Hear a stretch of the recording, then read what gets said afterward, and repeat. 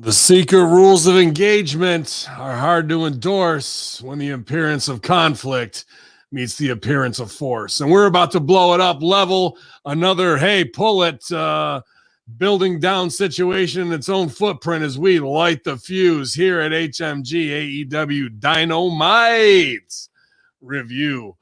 MSG, Chris Silvio, Hacker Hamin Media Group. Y'all. Good afternoon, wherever you listen to this, actually, here at patreon.com/Hamin Media Group or on the YouTube channel or wherever you're getting fine HMG products to put in your ear holes. You are the super fans, the psychopaths of wrestling who just can't get enough of this dumb shit. And here we are reviewing more of it. Having a good time. Good to see you today, MSG. Just waiting for the Chris Silvio on the run. And how you doing, pal?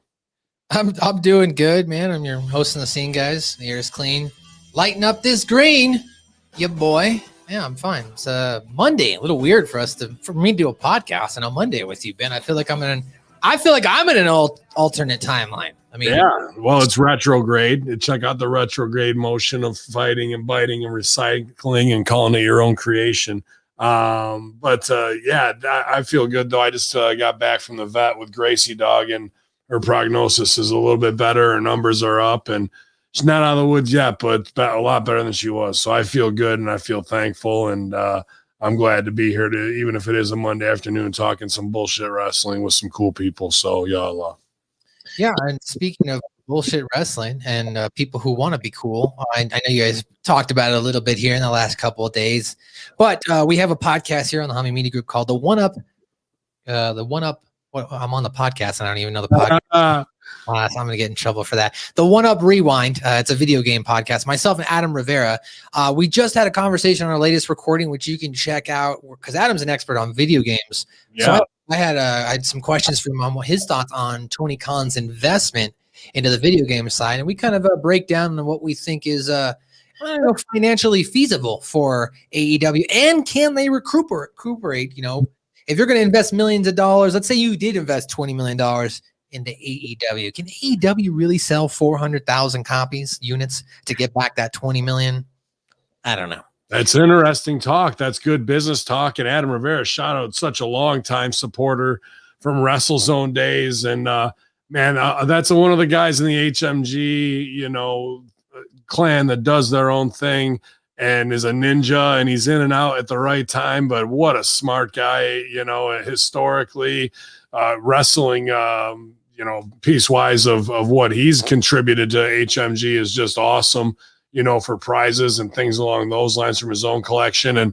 And I know that video game stuff is just such a huge market. I'm very happy to have our own, professionals to be able to attack it, because otherwise I'd be talking about Tekken 3 for still, you know what I mean? Like, that's pretty much where my fall off was. So very, very cool and good work. Well, we did, of course, reveal your top pick for the NES, which was Dr. Mario, because we had a lot of fan interaction this week. We did top 5 NES games. So we had about 50 or 60 comments in the Hamin Media discussion group. So we appreciate that. Like 10 or 15 on Twitter. So was Dr. Mario in there aside from mine or no? Yours was just on yours. It got fucking heated at college, bro. Like before we go out in pregame, there'd be fucking a dozen dudes just on 2 systems in one dorm room because Dr. Mario is Tetris where you can fuck your buddies over. You know what I mean? Right. And that whole, it got so insane, bro, of like guys would be just ready to smash on each other. So that it was like some stupid little arena fighting thing before it was anything, So for Dr. Mario, I like that just because I would watch guys flip out and make me laugh. Mine was Solomon's Key 2, which is AKA Fire and Ice. It's a puzzle game where you had to strategize. Game where you got 100 levels, you got to figure out a way to get the ice to put out the fire, and you got a character push it. I remember that a little bit. Contra was in there. You get the spread gun and all that shit. And DuckTales, Super Mario 3, Mega Man 2. Super Mario 2. I thought that was a very unique one with when you could be princess and slide on the ice and shit like that. I thought that shit was pretty cool. It's a reskin, though. It's a reskin of Doki Doki. That's the only thing. Is it? Well, maybe I'd like Doki Doki too, I guess. Like Doki Doki. That's what it was. Basically, the Japanese, not to get into the deviation of video games, but they thought that the Super Mario 2 that they actually made was going to be too hard for America. So they took another game and put Mario characters reskinned over it. Really? Well, I mean, I like the way it moved. It was fun. It's a good game for sure. Going on the whales and jumping on all that shit. It was just different, and time warping and getting the fucking potions and things along those lines. And 3 was dope too with the map. They were all great. I just like 2 for some reason. The music was better. A lot of people. The music was definitely better in as far as on the 3 systems on 2 for sure. But yeah, if you guys want more video game talk, One Up Rewind, go check that out. Also, if you want more retro talk, you can go check out Rad Rob's new episode. It's up right now with Joe Davis, where they break down the legacy of Bret Hart. So if you'd like to go check out the Retro Rewind, RTW Rewind, go check that out on Hamin Media Group as well. But Ben, while we're waiting for Silvio to get here, I know the Monday Locker Room was on this morning. You were live. You've been live twice today. Rick, he was hot today. He was firing up. He was fired up, huh? Yeah, well, I feel like I dropped way too many F-bombs, and I hate when my point gets lost in that shit. I don't know. I need to do a better job until I don't.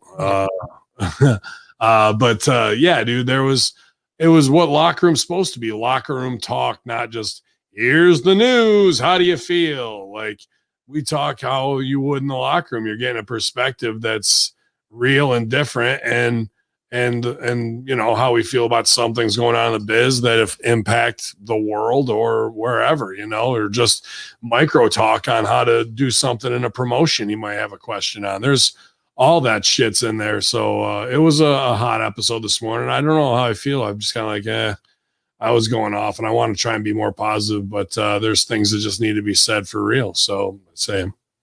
Well, I did have a topic that I wanted to bring up with you and Silvio that didn't have anything to do with news or anything like that. Just something that I thought was interesting.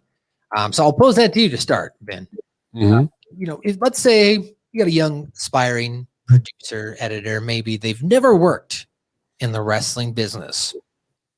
What type of outline or guidance could you give them as far as comparison into, let's say, music or working with maybe actors? Because I feel like, and I have to kind of explain this to some of my friends who don't work in wrestling, and they go, they ask me certain questions, and I go, dude, wrestling is just a whole nother like head case in itself. I'm like, it's totally different than working with different entertainers. So I guess what's some different of the parallels, would you say, or what's maybe some of the bullet points, not to go too much into deep dive, because you would wrestlers, is that what you're asking me? How do you talent handle wrestlers? Yeah, talent handling and working with wrestlers versus working with other forms of entertainers.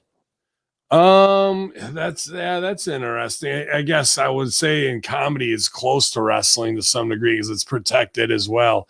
So you're talking about a guarded business, and you might be coming from radio where it's, hey, the wacky morning fuckface. I was listening to some morning dudes trying to talk to Norm Macdonald, and it's just gut churning because you're like, these guys think they're on the same level to some degree, and they're not even close, you know what I mean? And they don't get it. So you want to protect your talent from outside mark shit, because we need to protect our celebrity and what we look like, and where we are in the pecking order of power, and where you're getting booked, and who your friends are, and anything you say can be taken out of context and get to your friends and then come back to you for real heat. I go through that a lot. And that's why I'm like, on some things, I just don't want to deal with the fucking repercussions of saying things that are true, that they know are true, that they don't want out there. So like, that's pretty much it. Right. Like, what line do I get to walk in stooging shit off that probably should be protected, but at the same time, I have a fucking audience that demands the highest quality. So, yeah, man, if you're a young producer, I'm not going to put you with somebody right away where you're going to fall flat on your face, or you're starstruck and you're saying things that are like, oh, you were my favorite when fucking da da. Oh, okay, we're fucked. We're like, I can't trust you because you can be flipped and you're turning around and talking to your cousin and they're talking to some, it's just like a talent needs to be able to be themselves in front of their producer and be vulnerable. But when on air, vulnerability on air is good too. I mean, that it's all that's good. Any emotion is good, but we need to be strengthening them, making them feel like they're the stars that they are, because sometimes they don't even have a vision of themselves and what they look like to their audience. So we can't have our vision clouded by being starstruck. We can be like, I'm pumped that we're getting to work with high level talents, but you have to understand that they're a human as well. And when you go out of your way to protect their celebrity and they see that, or promote it and enhance it and make them feel like their journey of 20 years to become an overnight success was worth it, that's what they've earned. They've earned that through every fucking mile. And the producer has not. The producer has earned the right through good work and hard work and diligence and meeting schedules and understanding what marketing goes into any product and getting the reputation built to be able to even have the introduction to then have that professional skill set built up to apply it to this person who's a fragile talent, who's very inspired. They're the muse. And you're the one to say yes to their ideas. And how can we bring that to life, or how can we monetize that? And now they feel worthy. They feel like I've got a team around me that's supporting me. It's not just me trying to fake it till you make it, or even if you've made it and you didn't realize how over you were, somebody reminding you that you are a star and should be treated as such. And at the end of the day, there are no stars. Every human, it's all bullshit. Somebody's all bullshit. So y'all, but hopefully that's not too confusing. Well, no, I was to follow up on that, I guess, is what I'd like to drive into. And I think that was a great segue, because you're talking about the business being guarded and whatnot.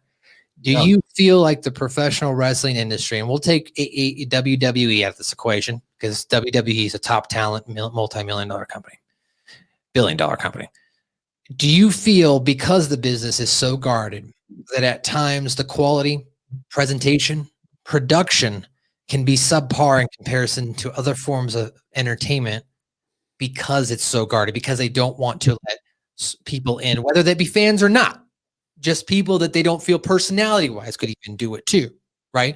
Because I talk to certain people who are like, man, if such and such if I was producing for them and they did A, B, C, or D, I wouldn't be able to do it. And I'm like, well, you don't get it. Like if you worked in this, or if you were trying to do what I was doing, you would get it. But if you don't just say, I'm not going to do this because they're not listening to me or about something, or I'm consulting about A, B, C, or D. All I can do is consult and do the best I can. So from a production, audio, filming, indies, right?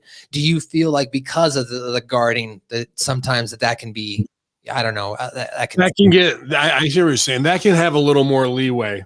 Okay. Because they're doing a job that's to make that person shine and look a certain way, so as long as the producers, the writers, and the fucking directors have a vision, the people on the production side should be able to execute. They don't need to get their shit in and interact in a certain way that's going to be that.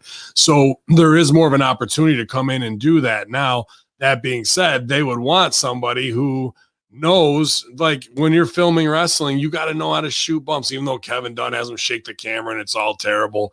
Like, there's a whole style just to shoot and cut on wrestling to know, like, while I'm in the director's spot and the match is in the ring, and I know here comes the cutoff because we're in the shine, like, I know where I want to be to see that cutoff. But if you don't know wrestling, how would you get to that point while you're directing on the fly on live? You can't. You cannot do it. So that's when I say things are guarded. It's because of Adam Revolver, because of Ted McNailer, myself, Al Snow. I could go down the list. Danny Davis, to Rip himself, the Macho Man. Like, through whatever the technology is, you still have to tell the story visually the right way. Not just let me cut back and forth from floor to hard cam. You need to know where to be to make a giant look like a giant, and fucking a David Goliath story. You need to know all that stuff and where it's coming. And we can't map out the match to give to the director to be like, we can give Iggy's like, hey dude, I'm going to do this. So be out of the way, but I want the shot to look like this. And the wrestler should have that in their mind. So that's where their interaction really would be, where you're going to talk to a cameraman and a director on the floor to be like, this spot's got to happen here. And we got to keep it protected. A great fucking moment like that is when old boy just threw Dominic over the fucking top rope to the floor, Roman. And he lands on a crash pad, but you don't see no crash pad. Then they cut back to the ring, come back, crash pad gets chucked, and he's there on the fucking cell. You're telling me a director is going to know that? The crash pad spot's a big setup that we're working with them with, but guys in production just don't know. And I thought I knew coming out of Chicago and comedy and knowing sitcom style to whatever was going on. But you just don't know until you're in it. And that's why it's better to have somebody trained from the ground up in the style, because that really helps the learning curve. Not to say if we want to steal some movie production style, fine. Do you see my hand? It's creeping in. Sorry. Sorry. Production issue. But like if they want to steal a style, they're just going to do it. We don't need to go hire outside. You've got people who are good enough to go, I want that, redo that on wrestling. Well, all great information there. As you're getting more great information. And we also found out some more stuff on the Monday Locker. We got breaking news this morning. Something that I was like, when I heard it, I was like, whoa, I might want to see that. Congo Kong taking on Shane Taylor. That's man. Freaking amazing. And Ben Hamin's going to be there fighting for the title. Man. So who do you think's up? Congo versus Shane? I'm going to have to say Shane. I think Shane, if I was booking it, I would book Shane. With me there and Congo Kong, you think Shane's going to go over strong? I don't think Shane going to show up alone, because he's got his crew too. That's true, but we'll see. We'll see. The 26th of August, Indiana, Catalina Wine Mixer. Fucking Catalina Wine Mixer. The fucking Catalina Wine Mixer. Going down. Well, let's get into some AEW stuff here. So, Ben, it's been really hard to find ratings since the rating stuff is shut down and Showbiz Daily is no more. So I don't know where people are getting their ratings from. And I work in the industry. I'm searching. I'm like, where do I find these ratings? But to break down the last 5 weeks on the June 18th edition, not the June 26th, which we're going to review, it garnered 552,000 viewers. And prior to that, at 487,000, 462,000, and 500,000. And then the last time they were on Wednesday night, which they will be back, which means we will be back on our normal time on Thursday. The May 19th edition had 821,000. So over the last month, Ben, we've seen a 50% drop off in their viewership. With a +3 increase last week over, and now moving to Saturday, will that help anything at all? Not having a special show and just having whatever. I talked to Rip about this, so I just kind of lay out now on it, on the fact that he goes, well, when Macho Man and I were doing it, he goes, when we had to move a couple nights, he goes, there's nothing you could do. We promoted our ass off and and the number just got crushed because they were used to it on this night. So hopefully coming back to Wednesdays, things might get back closer to 800,000 for them, because if you stay under 500,000, under 600,000, that's gonna be rough. But I know they're selling out those shows in New York already, so that on camera can be enough to light the fucking fuse to blow some shit up here. So I said it. Sorry. Yeah. That's I think I'd like to, I'd be happy to tap dance on anybody and be like, oh, look at you. But like, regardless of the dumb shit he says about Russo or whatever it is, I want people to be successful and make money. But I think that is the true litmus test. Can you fucking sell 10,000 seats? Yes, we can. Okay. Then that's what matters right now. Right. Because that's what sets that snowball back in motion down the mountain to gain momentum. That's the first pushing it off. You know what I mean? Yeah. Well, the key competition on Saturday night was the NBA playoffs. Now, I was able to find the TV ratings, or I guess the TV viewership, if you will, for prime time or the big time events, because obviously, they're going to show That's that. And they're going to let you know that. So going to Saturday night's ratings itself, the TV ratings, we had, was it the NBA? I'm sorry, I accidentally went into the prime time. Let me go scroll back up here. Apologize. Sorry. Mm-hmm. There it is. Saturday. There's the playoff one. NBA playoffs on TNT had 2.5 rating with 6.91 million viewers. So almost 7 million people watch TNT. And then even the post show inside the NBA playoffs, that had 2.96 million. The pregame had 1.45. So, I mean, TNT did pretty well all night as far as basketball is concerned. Yeah, but what are those numbers down from 5 years ago? Well, it's the number. I mean, that's true, but it's the number one thing on TNT. So, but my point is, there's incompetence across the board, and you can go back and listen to me swear on the fucking Monday locker room about these people who are in the upper echelons. There was a story about Tony Khan at a Hollywood party meeting the TNT TBS executive and didn't even know wrestling ever existed on his fucking channel before when it was brought up to him. So this is the level of ignorance that we're dealing with. We're trying to create a product. Well, I think by comparison of other live content that was on that night, let's say, for instance, NBC, or I'm sorry, not NBC, you had MLB regional coverage, which on Fox got about 2 million viewers. The Olympic track and field trials got 2.84 on NBC. So, I mean, as far as content for the night, the NBA definitely dominated in the cable ratings. I agree with that, but that is WWE number juke, what you're doing right here, and I'm proud of you. What you're saying, we dominated, but we're down 20-30% from last year. That is a fail. I'm just trying to be a marketing guy. I agree. I agree. What you have to put a spin on that shit when you go into the meeting, and you're not going to go in and go, "Oof," boy, but you're not even going to pitch it like, we're down 20 to 30%, but all data across all boards, when I compare it to the Golden Globes, whatever big events, right, are down that much or more. This is a trend that goes in. You still got to feed them a big fucking spoonful of bad news. So instead of saying that, you just say we dominated against everyone else in the time slots, but really we all are going down on the Titanic together. No, it's fair. I mean, because I was listening to Lions, Tigers, Bears, and Disco last week, and this was a topic of conversation that they were talking about, how no one really watches television anymore, like regular sitting down with your cable. While granted, 60% of people still have cable boxes, the content that everyone's always talking about, social media, what's being shown on even like Access Hollywood, is these Netflix and Amazon shows. Yeah, the subscription-based tiers. So,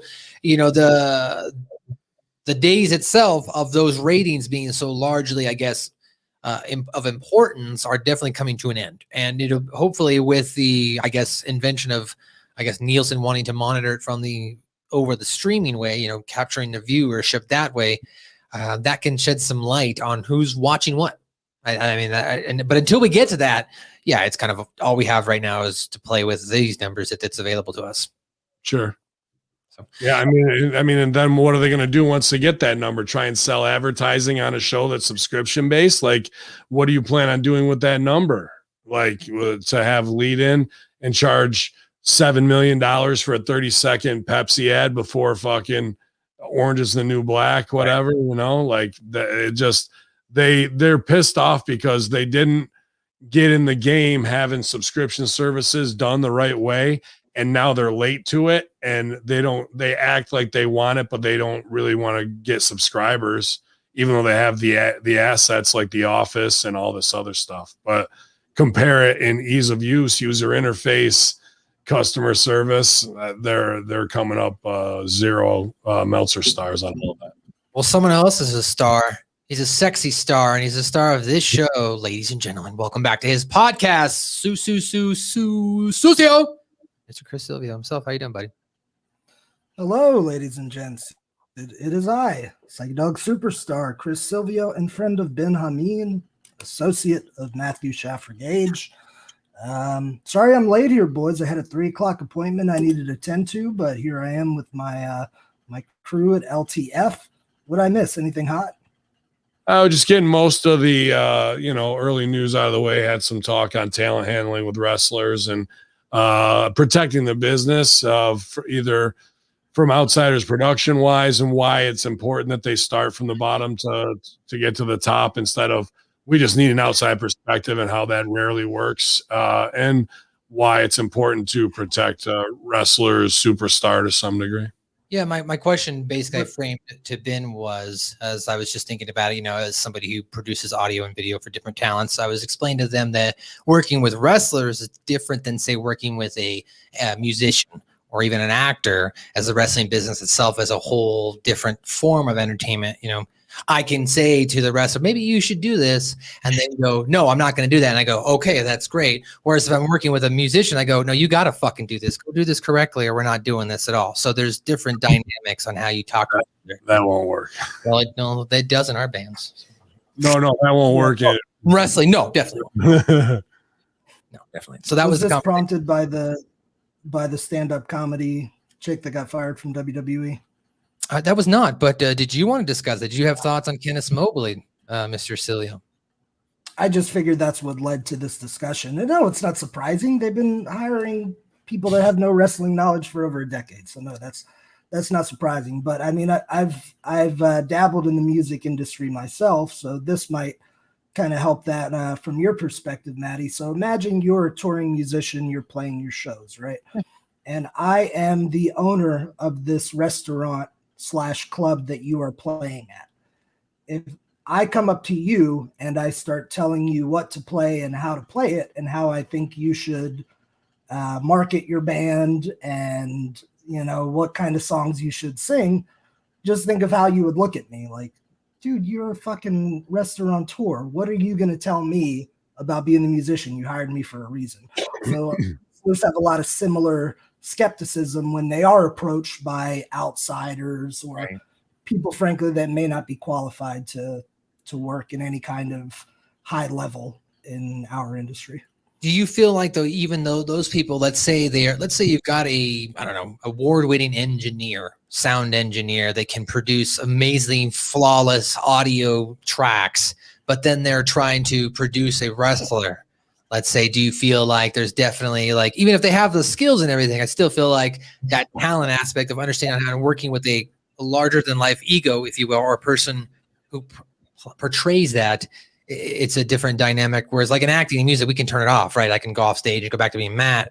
I don't have to play that character. Whereas wrestling, you're kind of playing that 24/7 to the best of your ability, if you can. Mm-hmm. I don't know situation.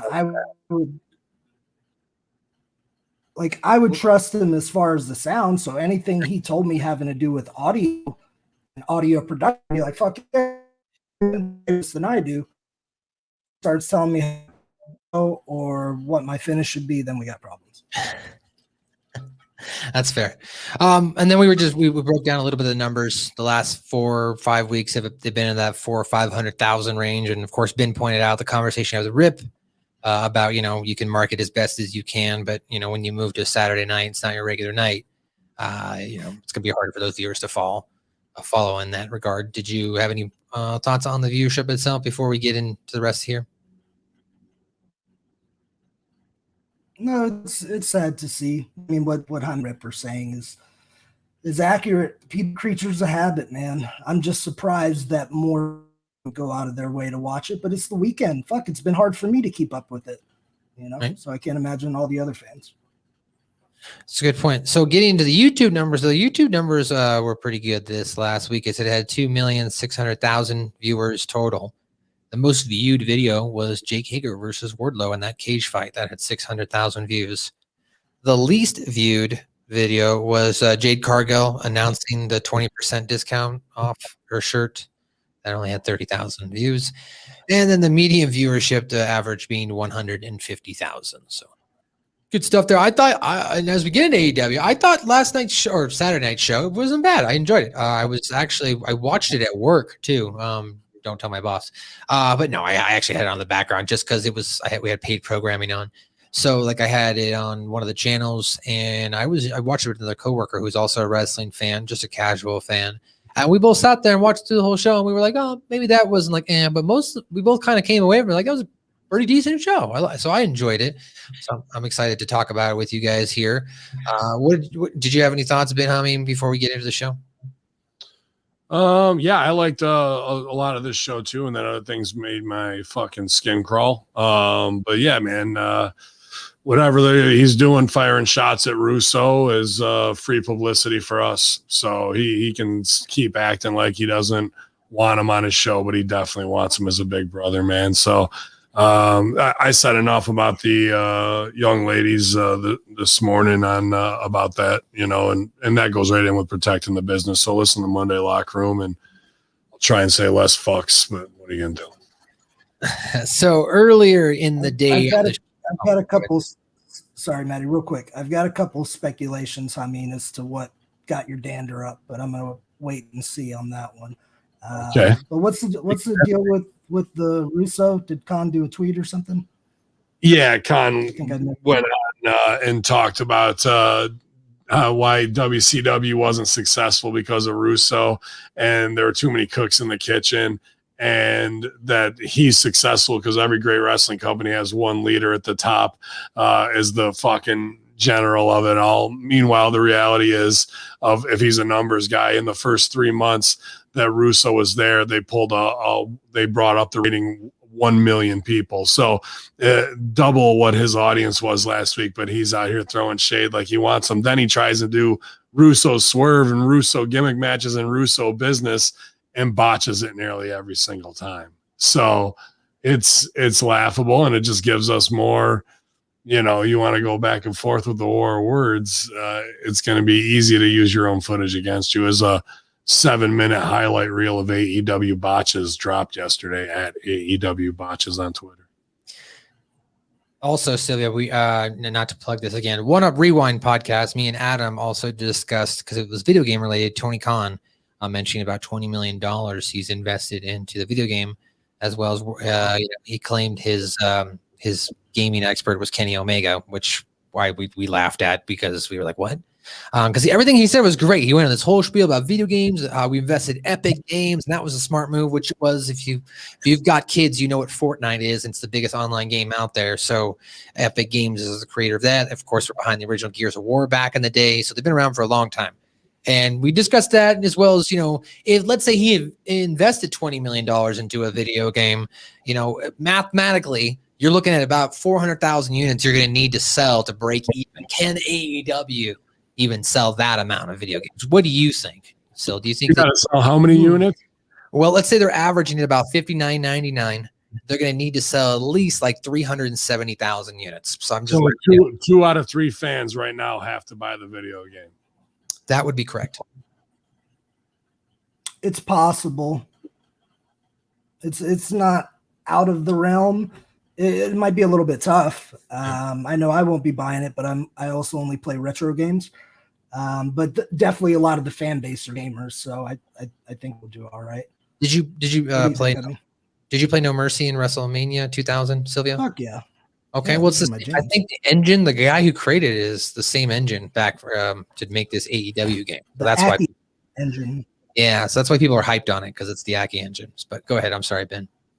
No, I just think that there's a chance that they might break even, but I don't see anybody making more than $40 at the end of the day off a $20 million investment, having to sell 350,000 units at $60 a piece to an audience that's at 500,000, whether they're right in the demographic or not of heavy gamers. Is your game going to be that off the hook that everybody has to play it and go get it, and fucking it's going to cross over out of nowhere as a wrestling game? I don't know. I don't game, so I don't know, man. They're really going to have to do that big, what's the Comic-Con for gaming? E3 or whatever the fuck? Well, E3 is the big announcements of trailers and stuff like that. Actually, the next big one would be, I think, is normally where they did their gaming expo in Florida. That's near you, right? C2E2. C2, yeah. Well, Miro, you better get ready to fucking take pictures with tons of fucking little Asian gamers, because that's what it's going to take. That's what's going to take to get that shit over, bro. Hannah J and all of them. You're right out there, because if you just think you're going to get over being that, you're about to lose another 2 or 3 million on it. I guess my argument to that I make, I didn't get to this point on the podcast. I'll say it here. Metroid Prime Samus Returns. I mean, it's the long lineage of Metroid going all the way back to the NES. Metroid Prime Samus Returns on the 3DS, which was the most selling handheld console of all time, over 170 million units. Metroid Prime Samus Returns only sold 500,000 units. So, like, to me, gamers can be very fickle in buying video games.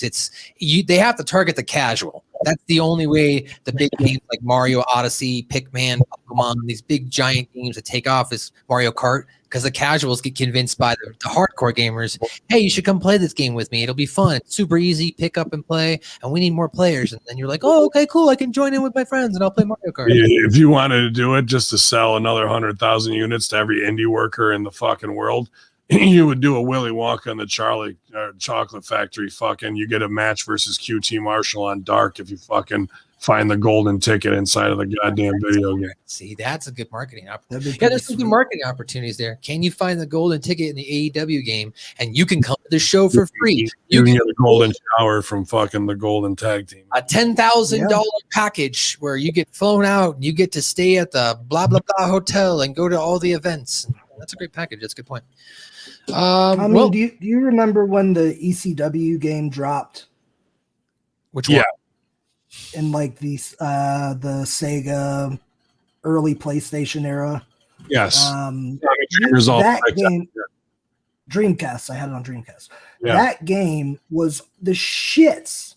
Awful. But everybody wanted to get it even after you heard it was bad, because it was the new wrestling game. ECW finally had a game, and if you were a wrestling fan and an ECW fan, you were going to support them.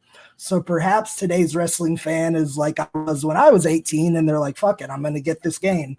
Good, bad, or indifferent. Did Paul E put up $20 million? Probably not. Paulie, fuck, I don't know how he even got it off the ground. That's what we're talking, bro. We're not talking about popularity fucking little thing here. We're talking about dollars making sense at the end of the day. And I see a $3 million loss, recouping 17 out of $20 million. That's because WWE had left them, the developer, if you will, of the ECW game, and WCW had also left. They went to Aki. So you've got all these people who have left. They're different people. So basically, they just reskinned WWF Attitude with ECW characters, and they did it twice for both ECW Hardcore Revolution and the ECW Anarchy Rules. I bet you Chris Silvio is getting up right now to go grab the game. Yes, I believe I played it at his fucking apartment back in the day, and it is terrible. But then someone else noticed, hell, I paid full price for the TNA Impact game that came out for the PlayStation 3. I talked about that today as well. That was a great game, even though it was not like full and complete. But the motion capture and the money that Impact put in with Midway, phenomenal graphics. So, but yeah, ECW Anarchy was definitely that reskin game. But you're right. I mean, I popped it on last year just so I could see Big Sal and Anarchy Rules. I was like, hey, Big Sal. That's pretty cool. Awful game. Unplayable. Awful. Go check out Big Sal in the latest episode of The Conspiracy Horseman, along with Stevie Richards, Ben Hamin, and Greek Guy Bow Down.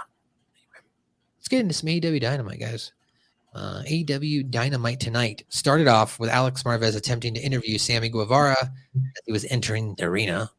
Marvez wanted to get Sammy's thoughts ahead of his match against MJF on this upcoming Wednesday for Dynamite. Sammy was ambushed, though, by Sean Spears, who wallops him with a steel chair. And that is actually how we opened up AEW. Did you like that quick hit, Silvio, to start you off? Yeah. No? I mean, what'd you think? I think it's funny that you don't see a guy running at you across a fucking open parking lot with a chair. Whoa, where'd you come out of nowhere? Like a train coming? It felt wrestling fake, so that's why. And why was he walking around with the chair? With a chair. He's just walking around with a chair in the parking lot. Listen, I like everyone involved in that. I'm huge on Sean Spears. I think Guevara is one of the best young talents they have. No knock on those guys. It was just kind of wrestling cheesy. Spears gives Sammy, it's an attack, an ambush. He gives him one chair shot to the body, and it was okay. It wasn't like an insane one. and Sammy goes down off of one and he's selling, and then Spears is like delivering lines to him after. Like, if they were going to do that, Spears, I'd rather see Spears just fucking walk the dog on him. You know, why not give him a few chair shots while he's down on the concrete or whatever it is? Why would you be out there with a chair? You look like an idiot. Jumping, you know? What is a parking lot used for? Parking cars. Driving. Why are we not hitting him with a car? If Spears is out there, that's the fucking spot. Is it hitting? Considering we needed Guevara back an hour later, the car might not have been. I don't think we do. In this case, we've got 160 guys on the fucking roster. I think we can fucking live without them. You know, but like, if you're gonna be out there, pick the appropriate weapon, and especially in I'm gonna get you sucker fucking payback storyline. A hit and run's easy. He can take that bump and fucking brush himself off, and we can have all that pre-taped. It just looked wrestling silly, and I'm a fan of those guys too. But I'm not Booker of the Year. I agree, though. I would have liked to have seen him like rage on him with the chair, and whoop then his ass. whoop his ass, and then take it to a high level, show his back to the camera, and make it look like he's taking a piss on him. I don't know. That seems realistic. You beat the shit out of someone, take a piss on him. Yeah, I would have popped for that one. I was like, that's real. Why not? Yeah. So I just use water bottle. Tonight's opening match, Hangman Page taking on Powerhouse Hobbs. Taz comes out, joins up to the match, of course. And Hobbs, though, is wrestling, or at least he comes out, and he wrestles without Team Taz standing by ringside. Of course, Jim Ross even mentions that Hobbs is a magnificent athlete. He reminds me of Hacksaw Butch Reed, rest in peace. These guys go back and forth. This was a great match to start off Dynamite. I think and I'm watching it at work, and I was like, oh, thank God, it was a good match to start. It wasn't like, if somebody had walked in and been like, what are you guys watching? I could have been like, yeah, we're watching Brian Cage take on Hobbs. This is a great match. So I enjoyed it. Ultimately, though, in the end, we end up seeing Page hit Hobbs with a rolling elbow and then the dead eye for the pinfall victory. This was after, though, Ricky Starks walked out. It's kind of weird. He walks out to help Hobbs, but he's holding the FTW title like he took from Cage. And then Cage follows him out, takes the belt away from Starks, and Starks runs away. So I guess caused it as a little bit of a distraction. But great match. Brian Cage, I enjoyed it. What did you think, Silvio? This was good. I was really into this match. This might have been the best I've seen Hobbs look. And I like him and Hangman more than I like Cage and Hangman, because Hobbs works more of a methodical pace and more his size. I think Brian Cage is, an amazing athlete and a fucking beast. I'd push him to the moon. But Cage can kind of tend to work, junior heavyweight pace sometimes. So the fact that this match was slower pace and Hobbs was just being a wrecking machine was cool. He did that really good cross body that looked like he just fucking crushed Hangman in two. I got hot as soon as I saw Starks and Hook coming out.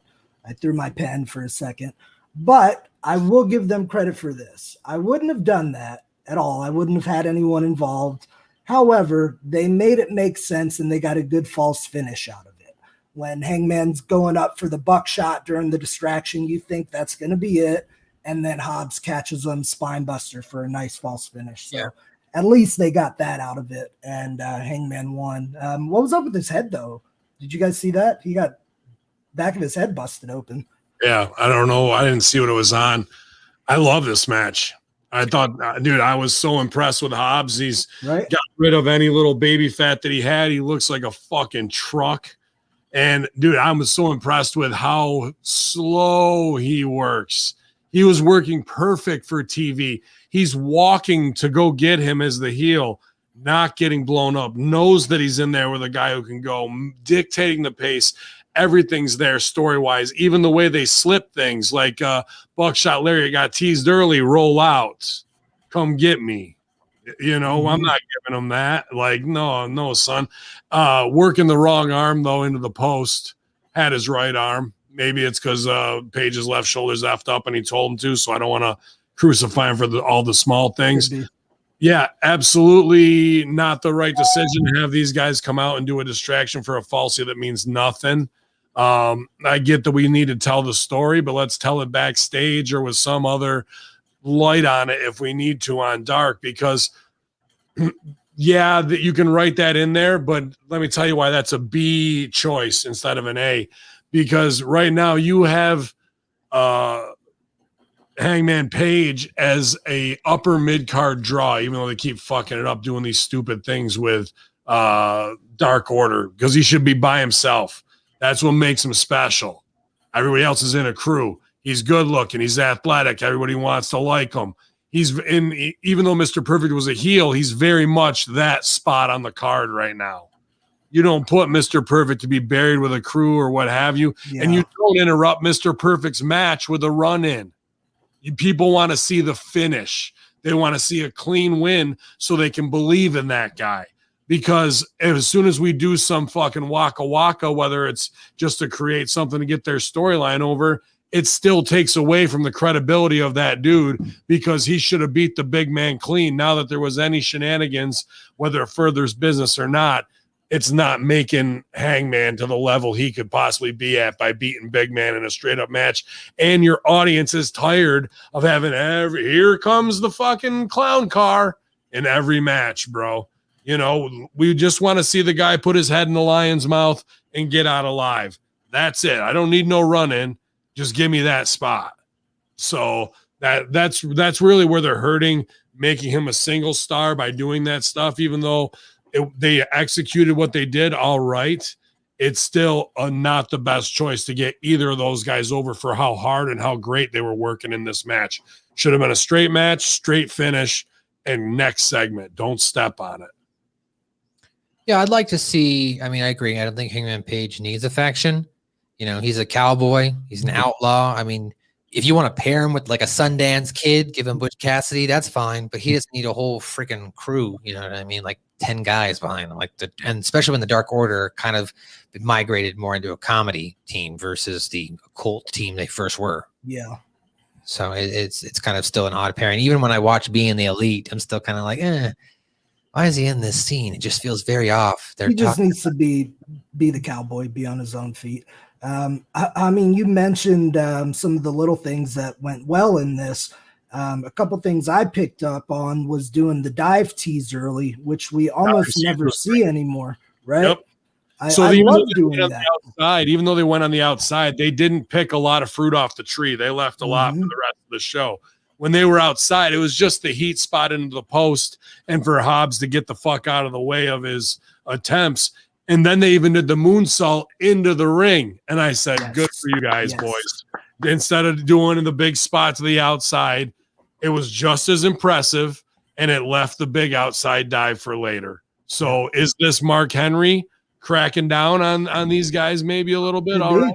You know, and just tuning things up where it's like, here's what I'm seeing. I hope it is, you know. In case you guys don't know what we mean when I'm referencing the dive tease, maybe 3-4 minutes in the match, Hangman goes for a dive and Hobbs does a heel thing that I love. Hobbs just walks in the other direction and gets out of the way. That's great. I love when heels do that, and we almost never see it anymore. He also, after Hobbs hit that deadly crossbody, he went back to it a couple minutes later. Hangman ducked it, and it set up a near fall off of that. So this was very smartly worked. I thought this was the best match on the show.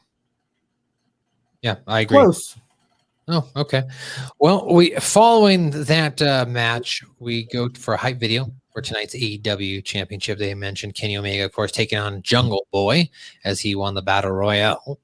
But then we go backstage with Brandon Cutler and the Young Bucks hanging out. Matt brings up that fans are calling them overrated, despite being the longest reigning tag champs.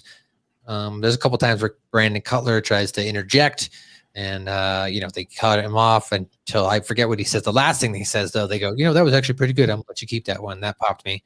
They mentioned next week's match against Kingston and Penta. If they win, they'll get a title shot. Matt says they are just a random tag team put together, and there's no way that they're going to win because Matt and Nick are the EVPs, the extremely violent people, and don't plan on losing it. So I didn't I watched it with somebody. He thought that the package, the promo wasn't bad. I was like, that wasn't bad either. I liked Matt and Nick there. I thought they were pretty good. Maybe a little too long, but and I didn't mind the comedy interjection there. Brandon Cutler getting his little stiffs in there. But what did you think, Mustard Tiger? Yeah, this was a great ABC scene. I've talked about these scenes before on Russo Brand and here at Hamin Media Group. Cutler stays in the back, waits for his one time to stick his head up to do whack-a-mole. You smack him down.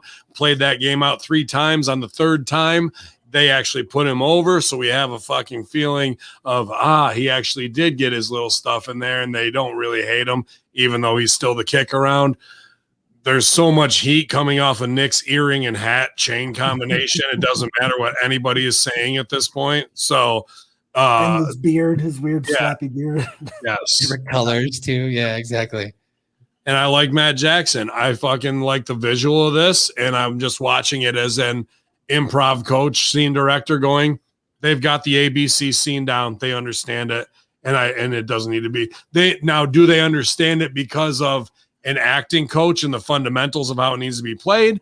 Or are they stumbling across gold here? And then next week they'll put Brandon Cutler in the forefront. Now here's the thing with an ABC scene like this, and with the way Cutler's been, we can slowly build Cutler through a whole year to get to one point to be the key to unlock a secret lock in a scene of things we've built up.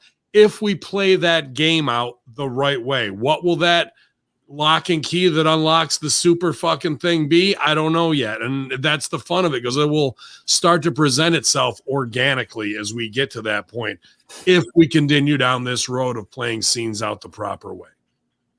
Dirty Dance. I think what's his name? Cutler stole the scene in this. He's had one of the best transformations I've seen of any character in recent memory. I won't quite put him at Britt Baker level, but it is a drastic turnaround from the Brandon Cutler that we got when the series began to what we have now. He understands the role. Doing character. Yeah. I mean, those guys are too, don't get me wrong, but they've got to wrestle. He just has to do character now. Well, everybody else at it. Yeah, and it's going to make him stand out. I think he can do all the moves, but this character is entertaining as ever, and he doesn't have to do any of the moves. His job isn't to do the moves; it's to take the moves when it's necessary at the right time. I would also say that he went from trying to be a character or play a character in this cosplay fantasy Game of Thrones, dragons, dungeons thing that he was trying to portray, into more of a realistic, empathetic character that you can identify with now as the viewer. So from that aspect, when he gets those little jabs in too, it does, like Ben points out, you get that oh, that was pretty good type of feeling, which I got. One of the best things, there's a lot of games we can play out there, is pitch it to him, set him up, slam him down for whatever he says until we put him over. When he thinks he's just beaten down, we give him a lifeline. Or he doesn't do anything and he's in the background supporting the scene. Or he's trying to get a word in, can't get one in edgewise. The whole scene takes place. Everyone leaves. He's the one left there and he gets the outline. You know what I mean? There's so many different little improv tricks of how to work the C player the right way to set them up for anticipation that eventually they will be the main fucking focus in the one scene and get them over from all of that hard work. If you recall too, I mean, a few weeks back, he stole the scene again in that 6-man tag where he got inserted in and just played the fucking bumbling sidekick to a T. He was the most entertaining guy in that match. So kudos to Cutler and funny stuff. Yeah, he was funny on BTE. I want to say this last week as well. I don't know what it was. Not the one that just aired today, but last week's episode. He had another bit like that too, where he was trying to say something. And then right at the end of the scene, all right, that was pretty funny. I'll let you have that one. I'm going to keep that one. I like that, So like they're definitely doing a good job with Brandon Cutler. Well, from Brandon Cutler in the hype package, we went to some legends in the ring as we had Tony Schiavone hanging out in the ring, just interviewing some Lucha Libre and old school Southern wrestling historians as we got in the ring with Tully Blanchard. And Tony then introduces Conan to the ring. Tully says the last time he saw Conan, he wanted to interfere in a match, but due to Conan's legendary status, he can go first. Conan says he is not intimidated by Tully's mind games. Santana Ortiz won't be scared either. Conan says FTR tried to say they came up the same as Santana Ortiz, but they are not the same. Conan, of course, brings up gangs, trying to find food, avoid getting profiled by cops. The two teams aren't the same. Conan speaks some Spanish and says Tully better learn some Spanish so he can communicate with his grandkids, which I like. That was a nice dig about Tessa married to Daga. And then Tully says Santana and Ortiz are going to be dropped when they come face to face with FTR. Conan doesn't see that happening. He hopes that Walmart is still looking for greeters when Tully needs to find a new line of work. Conan then says his guys are in the back and he's always one step ahead of him. And then what appears to be Santana and Ortiz are then standing behind Conan, but Tully then kicks it up to the monitor and shows that Santana and Ortiz have been laid out. FTR drops the bandanas and the mask, and they attack Conan. And then they mocked him, throwing up some hand signals to end it. And the only thing I could think of was, didn't Conan almost nearly pass? Like, he had like a pretty good health scare about a month ago. And then B, I was like, didn't he also have hip replacement too in the last year? I was like, I don't know if he should be taking that big of a bump. But, I'm not going to judge your Conan. You can do whoever you want. I just thought that was a little unsafe for them to be doing that with Conan. What happened to him a month ago? I don't know the exact details. He never told us the exact details. It's like heart stuff, man. Yeah, but it was a health scare. Yeah, so the bump was scary as shit. And dude, like, I saw his shirt came up. He's got a bad fucking umbilical hernia. But at the end of the day, Conan ate everybody's fucking lunch out here, man. Conan made this fucking whole scene right out of the gate. He was able to make it racial by not having the guys have to make it racial who are in it, by doing something very poignant with George on the day George Floyd's fucking killer gets 22 and a half years. So that's already in the news. So all he's doing is plucking that string without saying it. And he flows on the mic, so crazy. Like, he gets the jokes in, the Walmart greeter, the Tessa shit, a lot of like, like we're out here doing snaps on your mama type fucking shit. And Tully can't fucking string together 4 sentences. That's why he wasn't the front man of fucking any group that he was in. He's a hell of a wrestler, hell of a wrestling mind, but you ain't gonna, dude, that's letting Eminem go first and go, here, tell me something I don't know about me. Like, you just fucked up letting him go first in the battle. It was over with. But then that was a good fucking switch. And we did that switch in OVW with Los Locos and the Insurgency to fuck over Conway and them too. And came back on me. And I wasn't expecting it. I didn't see it coming on that to do that. Once I, look on there, but like when they're walking down, maybe I just wasn't paying attention. Be like, I wasn't either. It worked. I mean, and that was how nonchalant you want it camera wise, instead of being right on there and cut back, you know what I mean, to sell it. So that was all good work. And then beating Conan down. Now you got you put heat on your heels, make your babies off of your heels. That is heat 101 right there. The baby got over in the promo. The crowd loves them. Heat on them with physical and fucking took their boys out. Dude, Conan made this feud out of the fucking gate. He killed it. Dirty Dancer, Conan was left standing out. That bump was fucked up, though. They should not have. What would you have done? Put him down here and maybe choked him out with a belt or something? Like, dude, the K-Dog should not be taking bumps like this, done. I mean, to me, before you get in, I was going to say, if I'm just thinking from a gangster perspective, portraying that, couldn't they just pull out a sock? They should have just started beating him down with his own. Yeah, you could have had an orange and a fucking sock in there and made it fucking look real. Absolutely. You know what?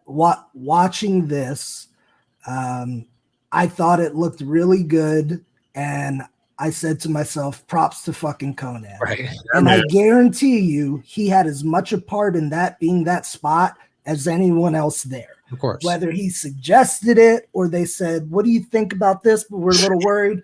Fuck yeah, we'll do that. So like I could see the balls on him. Like I appreciated the fact that he did take the bump and they took care of him. When you watch it, they took care of him. Yeah, but dude, it's tricky because I just flashed back to when I was with when Sal turned on the FBI, right? And I'm in there with Mama Luke, and he's got his back is torched. He's got a back brace on. He's working, and he's like, "Fucking slam me." I'm like, "No way, am I slamming you, bro?" I go, "I'll put you in a bear hug and hold on to you so I can fucking support you, but no way am I doing. Am I going to be the guy that on one slam takes out Mamaluke and he's in a fucking wheelchair. No way am I putting myself in that position, dude. So sometimes even the guys as veterans, I got to talk them down from things I'm not comfortable with. And I could totally see him doing exactly what you said. But I'd be like, fuck you. Fuck that. Ain't giving you a cradle pile driver, Conan. No way. If K-Dog asked me to pile drive him, who am I to argue? You got it, man. Okay, one question. I like this as well, but one question.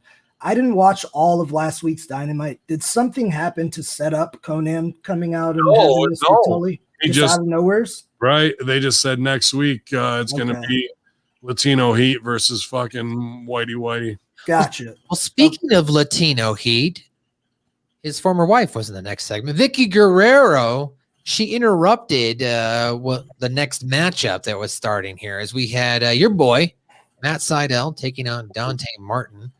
And as they come out to the ring, Vicky Guerrero comes out, yells, excuse me. She then introduces Andrade Idolo, sorry. And then Andrade makes his way out. We're going to get that one of these days. Right? I know. But before Guerrero can say anything, our boy Matt, that's a great name, comes out as his music hits.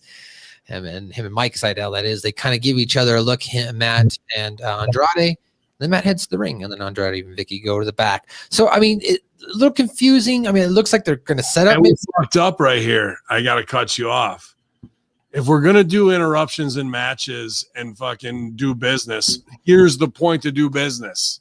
And it felt weird. They bring out Andrade with him stand there, and Maddie, who's the made baby face, walks by him. That's a heel thing to do, to walk by a heel and upstage him. What should he done right there? He should have fucking attacked Matt from behind and dropped him, beat the shit out of him. Then we get refs and all that out there. Matt's too fucked up to fight. Then we have his brother have to fill in the match, take his shirt off, and just go on the fly that way. Now we got sympathy on Matt. We get to highlight his brother, that he's just as good as Matt is, and do that because he's looking like, nah, dude, it's TV time. We need somebody to go, and there's a guy in the ring already. Fuck, I'll do it. I got to. I wasn't my headspace, but I'm going to get in there and show fighter spirit. And we would have got heat on Andrade, so we could then start Matt and Andrade. We didn't do as soon as Matt walked by him, I go, I'm flipping pens. I go, there's the fucking moment. There's the inciting incident. Instead, we get a great match from Matt. But dude, the storyline was right there. And Matt versus Andrade is a first feud I would go with out of the gate to get him established. Dude. Or you have Andrade, even better, Hamin, you have Andrade attack Mike while Matt's back's turned and he's walking to the ring, whoop the shit out of Mike, do the same thing with the refs coming back. And now the story of the match is Matt's concerned about his brother. He keeps looking to backstage when he gets on top, or, you see him stopping to think about Mike. That way Matt, he goes over. Get the match out of. It's good. He was supposed to go over in this match. It appears they're going to set him up with Andrade. If I had to speculate, it's not going to be a program like I would want over the course of several weeks to a month. They'll probably do more like build to a match. Right. But they're definitely going Sydal. And this isn't like from personal information I have. It's just from watching the show. Sure. But you got to admit, they missed the moment. And they did. It was weird. What you're saying, but I feel like my way lays out business for each guy to get over, as a heel, as a fucking baby who's down and out, and as a new baby who needs to get established, having an id. You know what I mean? Your way works too. Don't get me wrong, but that was the time to put Matt down right there. Walking by a heel that way, turn your back on a heel, makes a babyface look stupid, makes the heel look stupid. Here's the one problem with this. And Maddie, I know you want to break down the play-by-play, so I'll let you get to it. My one problem with this, Ben, is there were three main players in this scene, four if you count Mike Sydal. What one person did not get over in this scene? Mike Sydal. Well, to an extent, but mine is Andrade. So this scene was designed to get Dante over in the match, get Sydal a win. When I say get over, I don't think fucking heels. I think who is designed to get heat. You know what I mean? Obviously. And also no heat, right? No heat. So of all those people, Dante got his shine for hanging with Matt Sydal. Sydal got his shine for a great match and a win. Andrade got no shine or any heat. So it was just weird usage of him. I'm not quite sure why they chose to do that there with Andrade. I'm glad he's going to work with Matt, but I don't know why they had that there. If you had Mike in that match, you could tell the story you wanted to, but Mike's worried about Matt, and that's why what's the kid's name again? Sorry. Dante Martin. Dante beats him.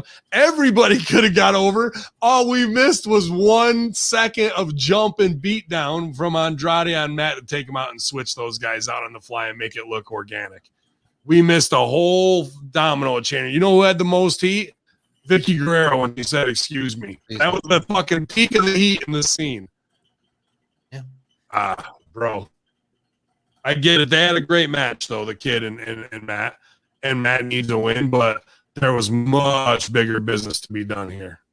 You're getting a little scratchy there, robot there, Ben. But well, before we do that, I want to shout out the chat room. Thanks for joining us live right here on twitch.tv/Hamin Media Group and on Ben Hamin. Well, are you back? Is Ben Hamin is Ben Hamin reinstalled? Is your YouTube? Yeah, we're reinstalled. We're live right now on Ben Hamin YouTube channel 28 strong at twitch.tv/Hamin Media.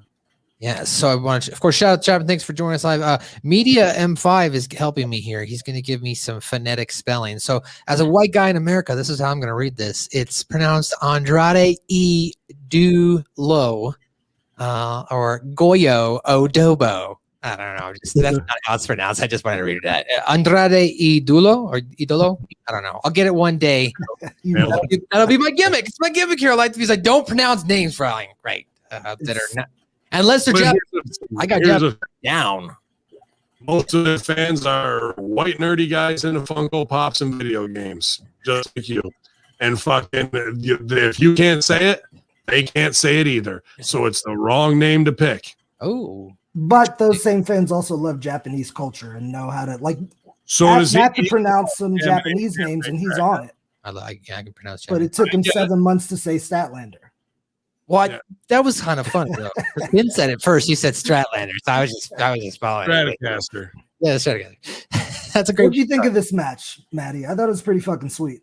Yeah, I thought it was pretty awesome. You had two guys. I thought Matt, of course, being a veteran, he led the match really well. Made Dante look really well in this match. I didn't think that there was really any botches that I saw that I could point out. I thought everything moved really well. It looked effortless. It looked almost like a dance, but not a dance. You know what I'm saying? That's just how fast they were moving back and forth with each other. So, and I enjoyed it. Thought it went by really fast. So, especially after coming off of what we had just seen prior, with the opening match of the night and the packages to come back with this. I like this. And Ben, aside from the questionable booking of Andrade in that schedule, I believe this was the first high-profile single victories Matt has gotten on Dynamite. So that's a good little stat right there. Hopefully that's fine. Yeah, I'm down with that. And Matt should beat him in the Master, pass the torch. These are the generational guys who are inspired by each other. I think that's good. And but the thing is with Matt Sydal, you can put him in with Kenny Omega, you can put him in with this kid. It's going to be fucking aces, baby. You know, like that's really it. And that's more valuable than anything. You know, he's a grade A shortstop or whatever, you know, on your roster. That's you got to have one, and they've got a couple. Pac is the same way. You know, it's going to fucking be a banger in there. Even though he's on the shelf, Phoenix is another one. Yeah. Where it's just going to be like, there it is. I mean, nobody else can do that. To have three of those guys, that's good recruiting. Do you agree with me here? I mean, one of my booking philosophies is you got to have baby faces who win. They don't have to win all the time, but they got to win. So Matt got his first TV win. Great. Now he's more credible when he goes against Kenny Omega. Guys like Kazarian off of a guy with a lower profile, so it shows the true pecking order. But that kid can hang with him. Right. But Matt went over because of more experience, more strength, whatever. A guy like Kazarian, he should be on TV every 3 or 4 weeks, having a singles match and beating somebody. Give all these guys wins on TV on Dynamite, and it will just mean more for everybody. Do you agree on that? I mean, I agree with that, but there's also character-wise. you can't rely on that. We only need that to establish dominance in the pecking order. So people feel like, okay, he's somebody. So when we do storyline with emotion on them, take your girlfriend, tie her to the fucking rails, whatever. Sure. It means something because Sure. we're invested in them that way. So a win is a win, sure, but that only is building us to a point of having hopeful emotional investment that we can do something that's outside of a belt storyline. Yeah, free Britney, free hat. That's what's being said here in the chat room. So there you go. Free Britney, leave her alone. Won't somebody think of her? Jungle Boy talked about tonight's title match after that match and says it's going to be the biggest night of his life. Christian comes in, shows up, tells him that it is indeed the biggest night of his life. JB asks Christian how he's doing with Team Taz. Christian says he's fine, and tonight is JB's night. Tells JB that he shouldn't be nervous tonight. He should be angry. Jungle Boy, by the way, I'm saying JB. He should be mad at what Kenny Omega has said and done. Christian tells Jungle Boy he shocked the world when he won the Casino Battle Royal, and he knows he can do it again tonight. So some good interaction here with Christian and Jungle Boy. Nice little pep talk there. Christian just, especially later on here, we'll talk about it later, but I'm a little disappointed that it doesn't look like they're setting up for Christian versus Kenny Omega, but I kind of want that match. I'm glad that they're not just giving it to me right away, because every time I see them in the ring together now, I'm just like, come on, give me Christian and Kenny Omega. But that's only because I just enjoy Christian. What do you think of this Jungle Boy interaction with Christian, Mr. Dirty Dancer? It was good. I kept expecting all night for Christian to turn on Jungle Boy. Yeah, I laid that out right after the Battle Royal. I was like, I could see them having Christian fuck over Jungle Boy, and that being a high-profile feud for Jungle Boy. So I kept expecting that. We didn't get it. Whether we do in the future remains to be seen. Would you like to see that? I mean, Christian Cage switch heel and whoop Jungle Boy? Who cares? He's banging Anna Jay, so he's over. Jungle Boy or Christian? Yeah, Jungle Boy posted on his Twitter them making out this morning. No. So he's over. Good for Anna Jay. Isn't that the chick that's in Grayson's mind on Being the Elite? That's the gimmick they're running right now. Is that great? I don't know. I think she's with the Dark Order, but she's damn fine. So she's in the Dark Order, but she's not in the Dark Order. Now the gimmick they're playing is Anna Jay has never been there, and that Stu Grayson has been in Magic for a time. I like that. And they're sending him to rehab now. So it's pretty funny. Ben, you haven't sent me your typed Being the Elite report for this week yet, and I'm behind on it. So please get that over. I'll get it over. I'll get it. Sending it now. Okay. Well, following that package, if you will, I think we went to the Inner Circle up next, right? We had Mark Sterling. They did the Mark Sterling Jade brand thing. Talked about shop AEW. Says you can get the shirt and they'll save some money. So there you go. It says that bitch on it. So there you go. Well, and they changed the promo code because last week the promo code was that bitch. Now it's that B. Yeah. So here's the thing. They know they've painted themselves into a corner with this stupid tagline. And they should fucking use that guy to have a sit down with her on camera and talk about branding, bring in a branding expert, maybe Brandy, as she was their branding and marketing expert, and want to put a new face on it and not do that bitch, because that bitch is terrible for a thoroughbred athlete like her. We need something. She could be your Nike fucking liaison, Serena Venus Williams, for wrestling. Nike is not going to go for that bitch. That's some dumbass shit. Whoever convinced them to fucking do that Megan Thee Stallion bullshit with her. She's way, way more valuable.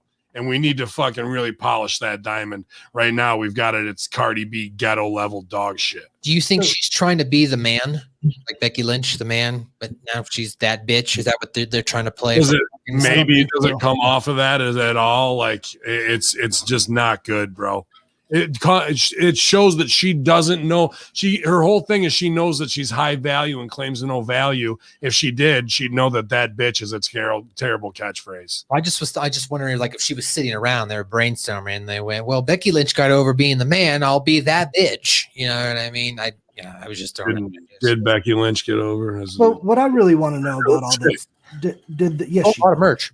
Does the shirt say that bitch, or does it say that B? The shirt. It says that bitch, I believe. Okay, good. Then I'm that bitch. I hope they ride it out, and I hope it makes $10 million just to spite you. I mean, that's fine. Ribs on me, I guess. Let's see. It says actually it just says Jade on it. Let me see. A storm is coming. I take back everything I just said. I think that's. I'm googling this, so give me a second here. I apologize. Live on the air. I'm checking in to see into Jade Cargill's. Did you have any more thoughts on this, Silvio, as far as the interaction, her selling it like this with Mark Sterling? Yeah. What do you think, Phil Collins? She got big fake gimmicks. I like them. Does she? She's in shape, man. Yeah. Her abs were popping. I can say that. Yeah, dude. Ridiculous. She's insane. She's like a superhuman being, bro. Yeah, no, it doesn't say that, bitch. She's got one t-shirt on here. It's Jade Cargill's Lightning. It looks like it's all blue. And doesn't say. Now that they pulled it. Now that I have a problem with. Yeah, and then on the right side, it's just Jade Cargill, a storm is coming. So there's nothing on here in any facet that says that bitch, or even like bleeped out or that bee or something. See, I needed the t-shirt at least. No. Yeah. Well, after that, then we get kind of an interaction between the two teams that have been going back and forth. So we got Alex Marvez goes to talk with MJF, Sean Spears, and Wardlow. MJF says nobody wants to hear Marvez starts talking. MJF says he knows fans are mad about what he did to Jericho and what Spears did to Sammy Guevara earlier today. MJF doesn't get why people care what he did to Dean Malenko, though, last week. He calls Malenko old, talks some trash about him. Group then gets attacked by Chris Jericho and Jake Hager. Jericho launches a trash can into MJF's face. Those guys end up then fighting out into the ring, continue to brawling. MJF then tries to run away, but Jericho gets him for a moment. Everybody battles until MJF then holds Jericho as Wardlow beats him up. Hager and Jericho eventually go down. Spears brings a chair into the ring, goes to whack it, but Guevara's music finally hits, and he comes out, boots Wardlow, takes down Spears with his own chair shots, swings to MJF, and they all run out of the ring. Now, before you guys, I mean, there's a big Sammy chant that broke out, and the crowd was hot. I mean, that's great and everything, but to me, it wasn't realistic. I'm sitting there watching my coworker. I was like, so one guy with the chair runs out, and like 5 people just run away. Like nobody was going to even try take one from the team, or all swarm at the same time. But no, we run away from the chair. What about it felt unrealistic to you, Matty? Them all just being, they couldn't take him down. That there was 4 or 5 guys against one guy in the ring. That's what felt unrealistic to me. Whether he had a chair or not, when you got Wardlow in the ring and you've got all these other people in the ring, whether they're FTR, MJF, Sean Spears, you've got these bigger guy, larger than life characters. They're bigger in stature than Sammy Guevara is as well. You know, it's just, and then they're taking one little chair shot and then that's it. They went down. I don't know. It just didn't feel realistic. That's what we had. Well, here's what I don't like about what wrestling does. I don't like this lineup. Let me line up one at a time to hit you. Like, dude, if you're in a gang, if it's me and 5 other guys, I've been surrounded by a gang. They don't just like, let's take turns. No, they swarm you and beat the shit out of you. So like, it looks stupid. You should have had a taser. Oh, that would have been good. That's why the only reason why they run, because otherwise I'd fucking stand there and punch that fucking chair right out of his hand, and then I'd be on him. Yeah, so here we are wrestling phony again, and this was a big wrong spot to do. I mean, the promos were good, funny, whatever, but we just kicked the shit out of Conan and left him laying. Right.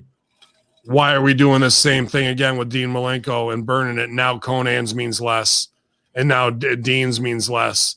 They just don't see on the booking sheet that they're, hey, we're going to do in this scene. What the trick is, we're taking out a legend to get heat. Awesome, bro. That's going to get so much heat.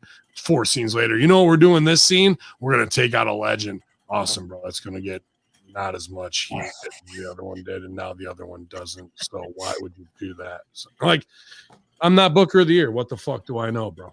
Sorry, only Tony Khan is Booker of the Year. Silvio. I like the promo. MJF's promo is really good, and overall, I like the scene. The only real problem I have with it is they did the pro wrestling thing, and I mean, I don't know if this is something that irks you, but it's one of my least favorite things in pro wrestling. For example, I'm in the ring cutting a promo on MSG, and then all of a sudden MSG's music hits, and I forget how to talk. So instead of continuing what I was saying or saying something normal, like, what the fuck is this guy doing out here? Oh, you're going to come out here while I'm talking, you shithead? I'm instead going to be quiet until you come in and begin speaking on a microphone. Well, they did something similar here. They had Jericho's arm out and Brother's ready to hit it with the chair. Then Sammy's music hits. So he stops. He has full opportunity to still hit Jericho's arm, but he stops. He looks. Sammy has to run out. Then he has to wait for his turn to get bipped. They're putting Sammy over huge. You know, you're right, Maddie, that he shouldn't probably have been able to take on all of those men at the same time. If they're trying to make him into the next super baby face, I get it, and I'm cool with it. I just don't like that the weird rope that we refer to. Silvio, what's the most men you've taken on at one time? Fuck, I don't know, dude. I have an interesting 3, maybe. I have an interesting perspective on that. The stopping of talking. Do you think that's more because of just the old adage of the crowd, right? Because when you're in an arena and the music does hit, you know, it would be hard for me to hear you as the talent talking over the music, right? Especially on how they blast that shit. So, like, is it just them? They had a large crowd out there last night, so they were definitely able to kind of fall into that, or is it just that's an old wrestling trope that no one's really taking a look at on how to fix? I think it's because WWE started doing it in the late 90s when business was booming, and it just stuck around. Wrestling, if you listen to that far podcast, wrestling's monkey see, monkey do.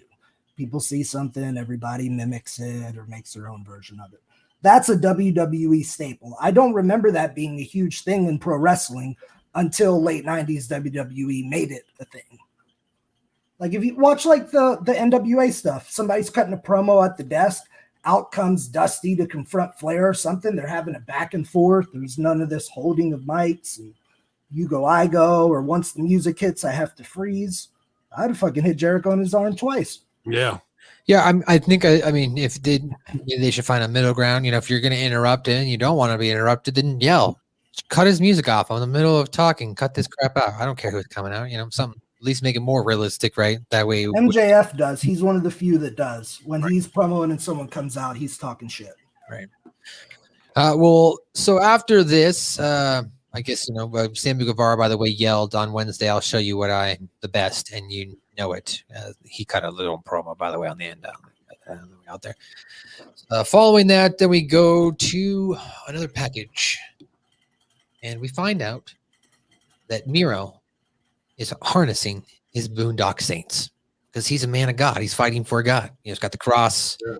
He's going to go out there. He's going to start wearing the tuxes. You know, he'll find another guy and maybe they'll start a Russian mafia like the Irish. You know what I mean? Boondock Saints reference. Anyway, for those who are not getting this, basically he cuts a promo about being a man of God. Says he wants to thank God for making him powerful and his hot wife flexible. I thought that was a great line. Miro says people like Pillman attack him for no reason when he just tries to help a woman in need. Says that Pillman might be ranked at the top of the tag division, but he's going to have issues with someone like Miro one-on-one. And then Miro calls himself God's favorite champion and says the bravest thing he ever did was thinking of attacking Miro, and the stupidest thing he ever did was actually doing it. So, like, what he said was pretty good. The God thing I thought was funny. Yeah, I mean, God always fucking, that's one of the first things God is all about is let me help you fucking kill and murder people. I mean, that's what I want you to do. I'm God. Forget love and forgiveness. It's about beating the shit out of people. I mean, that sounds like a God you'd like. Sounds like a God you get on board with. Yeah, I guess if gods really existed, but they don't. So this is an interesting promo to me as an atheist. Do you feel like if God, was real, are you be on board like the Old Testament? Because like that's the vengeful God that sounds like you'd be on board with. And Ben Hamin's definitely on board with it. Okay. Eye for an eye, tooth for a tooth. Yeah, Old Testament God was an asshole. So New Testament God's kind of like a hippie, right? Yeah, it's like kind of almost. Let the people kind of figure it out. Yeah, Old Testament. He was striking motherfuckers down, making Job, his whole family dying just so he could prove to the devil that he still get praised. Like that's I mean, he would joke the shit out of somebody. Yeah, exactly. So what'd you think of the promo, Silvio? I remember learning that story of Job at church as a kid and being like, why would you do this to some man? This is the worst story I've ever heard. What the fuck? I can't believe. Anyway. No, praise me. Otherwise, I'll fucking do it to you too. Yeah, And give me $10, dude. God, the church and God are the original bullies of fucking fearmonger. Poor Job. To answer your question, I like everything Miro's doing. I love his tenuous grasp of the English language, the hot wife jokes. It's great. What up, motherfuckers? Shit. What up? Oh, is it like pet time? Yeah, it's dog day here. Oh, I'm like look confused. Here's your number one bitch right here. I have a dog. You number two. You number two. She Yeah, missed that's the previous segment. Oh, why? There's dogs. All I have, Bad bitch. all I've got is this Boba Fett pin. I don't have a dog here. Sorry, guys. Oh, did you say that, bitch? Yeah. That Just looking up bitch. Jade's catchphrase. Yeah, that's a, I don't know. We'll see Yeah. who's the bitch, man, for sure. But how you doing? I Jay? don't Good? I feel like she's a mom too. Like she has like Jade has like a gorgeous little girl. Like I just can't picture like like kids and like her daughter being like, yeah, my mom's that bitch. You know what I mean? But maybe that's, I don't know. Maybe she will. I think they scaled it back this week because they painted themselves into a corner with that. There's way more money on her being, truly to all little girls. Like, wow, look at that superwoman. She's badass. Why would we want to do misogynistic things with that? You know what I mean? Do some cheap hip hop pop. That's bullshit. She should be promoted like Serena, Venus Williams, like Michael Jordan. And they say that she is that. And then She they looks go, like fucking Wonder Woman. yeah, but then they call her that bitch. The ratchet style. She don't need it. Right. Like that's just a terrible, dumb, fucking ghetto ass moniker. Yeah. How are you doing today, What's sweetheart? up? Darling genocide. I just got doing lots of business calls, but I wanted to come run and say hi to you guys. You Yeah. guys cheer me up and make me happy. Not Awesome. my stress over there. How did everything at NWA go for you? You had a great time? It was amazing. Turns out I think they like me. Wow. You can see me at Empower. You may have heard of that big women's first ever all women's pay-per-view NWA special, Race to the Chase. Wait, is that the one in St. Louis at the famous Chase Ballroom? Oh my gosh, yes it is. Oh. The one that fits, I don't know, like 1,000 people. It's going to be awesome exclusivity there in St. Louis. I saw Mickey put out a new PSA today as well. Go ahead, Maddie. Yeah, I was going to say, Mickey put out a PSA today letting women know where they can send their reels if they'd like to be part of the All Women's Empower show.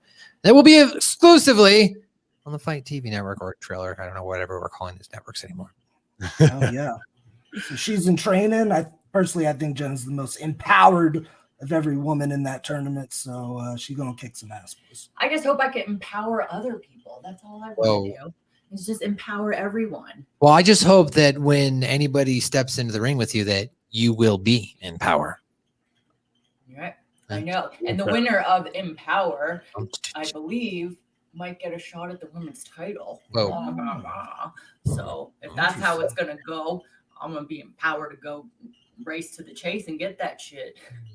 I know I'm sending my tape in. I can't wait.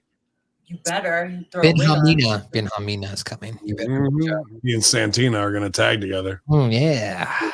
On Hamina. It's going to be unstoppable. Were you the one that booked me into doing the cross-dressing lucha? I didn't book you into it. You were into that. You did that? I certainly didn't invent this angle. No, but it was all of us. It wasn't like straight my idea. My idea was when I had you do the time warp again and made you dress like the sweet transvestite from Transsexual. Where is this footage and why aren't you sending it to me, Mustard Tiger? It's unavailable. Get you AEW, Ben. We just gotta dress you up as a chick. I'd never pitch you in. Seemed to work for other people. There was an angle we did at OVW where I was trying to impress a female wrestler there by being her manager and getting her all these matches and money. I couldn't find her opponent, so one of the genius writers, such as Hamin, suggested that I dress as a woman in a mask, and I think I chose the name. I called it Psychotica.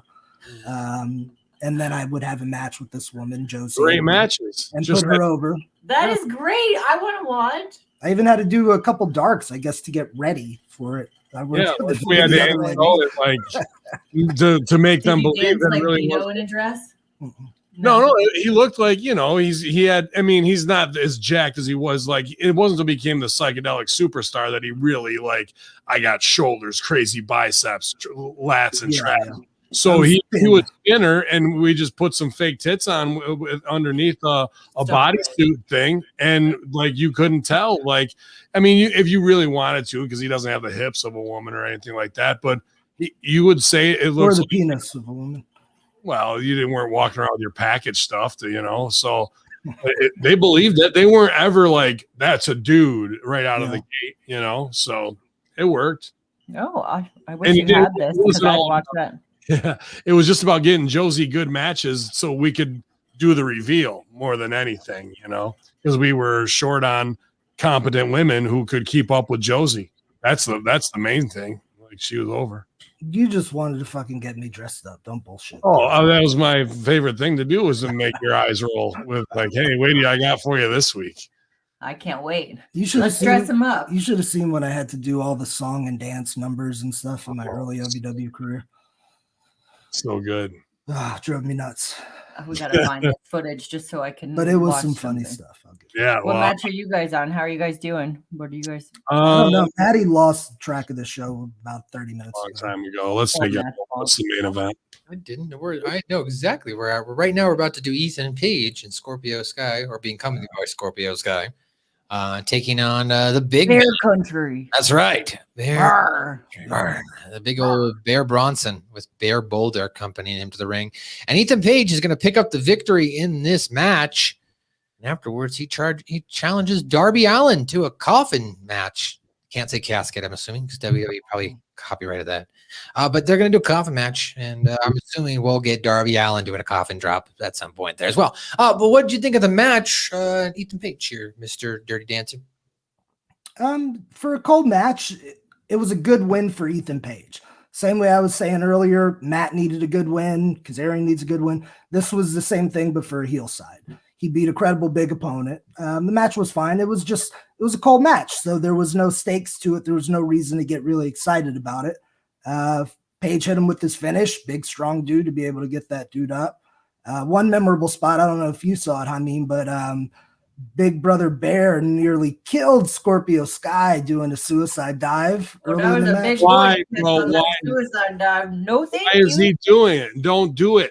Like now, nobody else on the show who does a dive, their dive is not impressive. I just saw the fucking Hindenburg go down. Like to watch the Goodyear blimp isn't going to impress me after that. So that shows to me that Bear Country, and even when Bear Country came out, because I want to like those dudes, like, hey, I'm a fucking hunter, grizzly type of dude myself. So Bear Country, that name I like. Then they come out with like some fucking horror masks on. Yeah, I didn't really get the mask thing. If anything, I thought it was going to be like bears. Yeah, if anything, you get a fucking bear skin fucking thing coming out looking like Grizzly Adams. They should have the bear, the one that you wear on top of your head with like the thing around. Dude, like, I could, Clan of the K-Bear. You can 3D print fucking the top of a bear skull and put that on there. All that shit. I wear that shit. And they're not doing nothing. Like they're doing, watch me do a horror mask. And why would you do that? Look at you. You're two of the biggest bastards on the show. Like you're already made, just coming through. You, no mask is going to help you. There's actually twins who were in OVW not too long ago, but both got dreads. I think they've had dark matches on AEW or on Dark, and super athletic, jack guys. They would come down with alien helmet things on.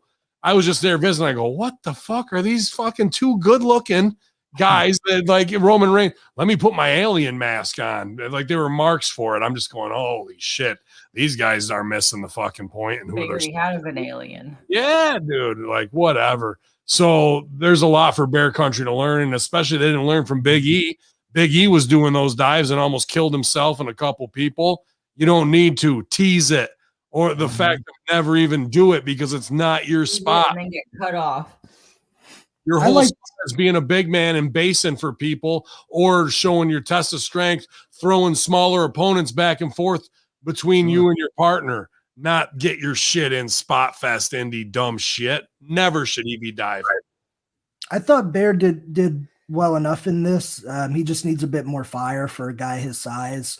You know, when he smashes somebody, we got to see that animal, that bear, if you will. I have one question for you though about what's one of the most vicious fucking things that a bear can do to you?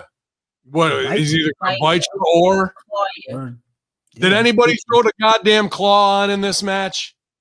No, but I do support a good claw. I do support the claw. Me too. You think if you're in your country, you wouldn't want to fucking bro. Then the other guy, he brings him over, tags. The other guy comes in, puts the claw on the other side. Double bear country. Boom. Double headbutt. Guy's dead right there. Pin him. Dead. Nobody. We got to dive. I'm 400 pounds. That would have got more over than a dive. Dumb motherfuckers. I have a serious question for you, though, Hamin. Serious? Under what circumstances you and I are working a match, right?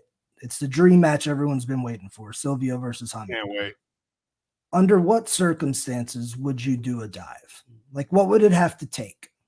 Well, not just on you or guys on the outside.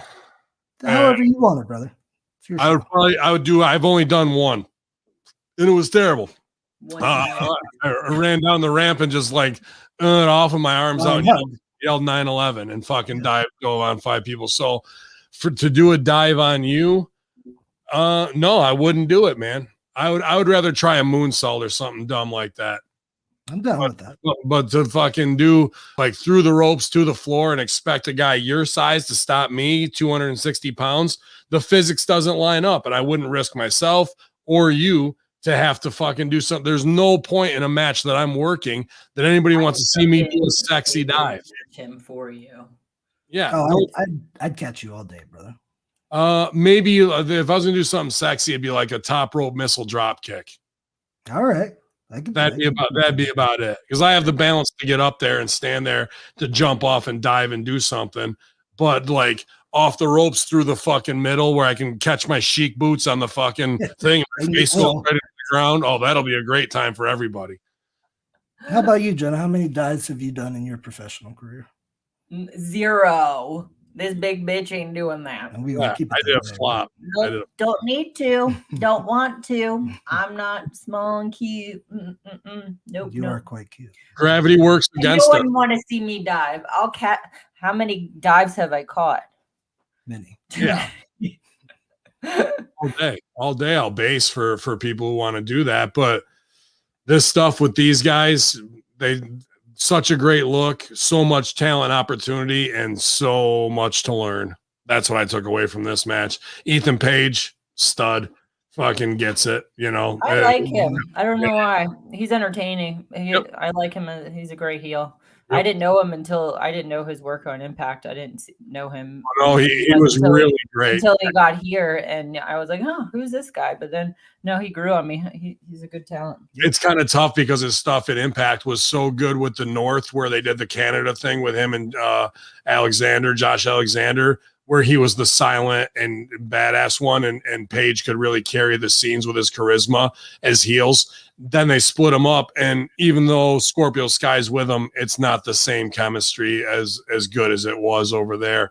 But he's going to make out whatever he can do out of whatever they give him, every time. So it'll be good with him and Darby. Yeah. Oh yeah.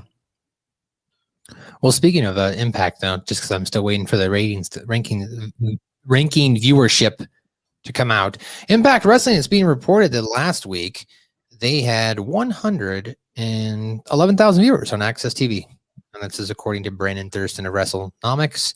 Thursday's episode drew a 0.03 rating in the 18 to 49 key demographic. We only had about 3,700 on Twitch live too, which is down about 500 from their usual. Don't they usually do about 150 on TV? Yeah, 150, 160. So if they're at 110, that's a lot closer to going under 100K, bro. Is that what they're on now? I always see it on our weird stadium channel. Yeah, it's on Access TV. Access, and they've got other old live Ring of Honor. Some free stuff. Yeah. So much. I can't keep up. So post match, as we mentioned, Sky got on the mic, and the Paige then interrupted, says, "I'm not stupid." Crowd chanted, "Yes, yes, yes, yes, you are." Paige says he knows for a fact that Darby Allin is not down with him, challenged him to the coffin match. We then go to Britt Baker and Rebel. They're laughing about Vicky Guerrero getting a chance to ask Tony Khan for a favor, and it's a wrestling match. Baker says she's the face of the new era, and she doesn't have time for old women in the ring. Excuse me in advance for beating your ass in our match next Wednesday.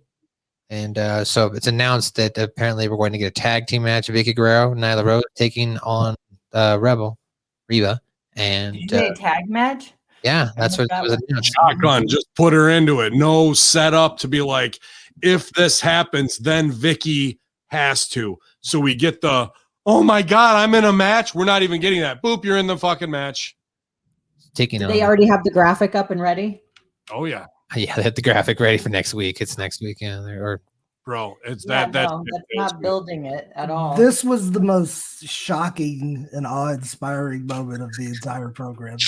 I see Britt's promo, and I'm like, are they doing what? And then Nyla and Vicky's promo, and I go, holy fuck, they're going to do a match. They're going to have a tag match with Vicky. Yeah. Guerrero. Yeah, Vicky Guerrero says with Nyla that the tag match is just going to solidify that Rose is the number one contender for the title. Rose says next week they will be locked in the ring with the Beast, but they need to watch out for the claws of the Cougar. They are going to put Vicky Guerrero inside of a wrestling ring. And she's going to do at least one spot. I'd rather have the girl with the microphone back. Yeah.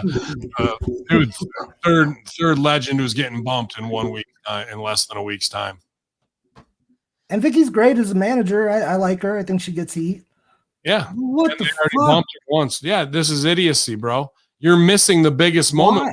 Her reactions to getting put into the match and then chicken shitting out and never doing anything. And her and Reba have one little spot, turn around, that's it. But yeah, dude, this is Also, who's the baby face? Are we supposed to like Vicky? I don't know. That's what this whole Britt now? Yeah, this whole thing's been confusing because, like as we mentioned, when Britt won the championship, she came up and celebrated with Tony Schiavone, even though because she's the heel, but then she's still cutting heel promos, and now we've got it looks like it's going to be heel versus heel. So, can you get heat in heel versus heel, Ben? You can't. Vicky and a big Nyla, I think you can. It's what it's going to take is Rebel and fucking Vicky to get it over as comedy, to get the violence back, to get the finish over, which you could go either way with Britt or Nyla being that slip on a banana peel and do it that way if you want. But it's going to take them being the baby faces doing heel comedy on comedy in order to get that over. It is possible. Okay. It's going to be a spectacle. Either way you slice and dice this one, this is going to be one for the ages. I guess. I'm actually excited to review it. What could possibly go wrong? Famous last words. Yeah, what could possibly go? Look good on paper. Well, after that, we got to another match here, another matchup, if you will, as we had Orange Cassidy accompanying Chris Statlander out of the ring to take on the Bunny, Bad Bunny, as Ben likes to say.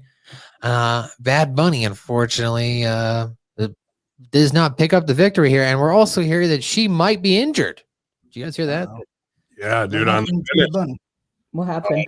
Unsafe pile driver and Statlander spiked her fucking head right into the ground, and then came up and then it went back down on it again.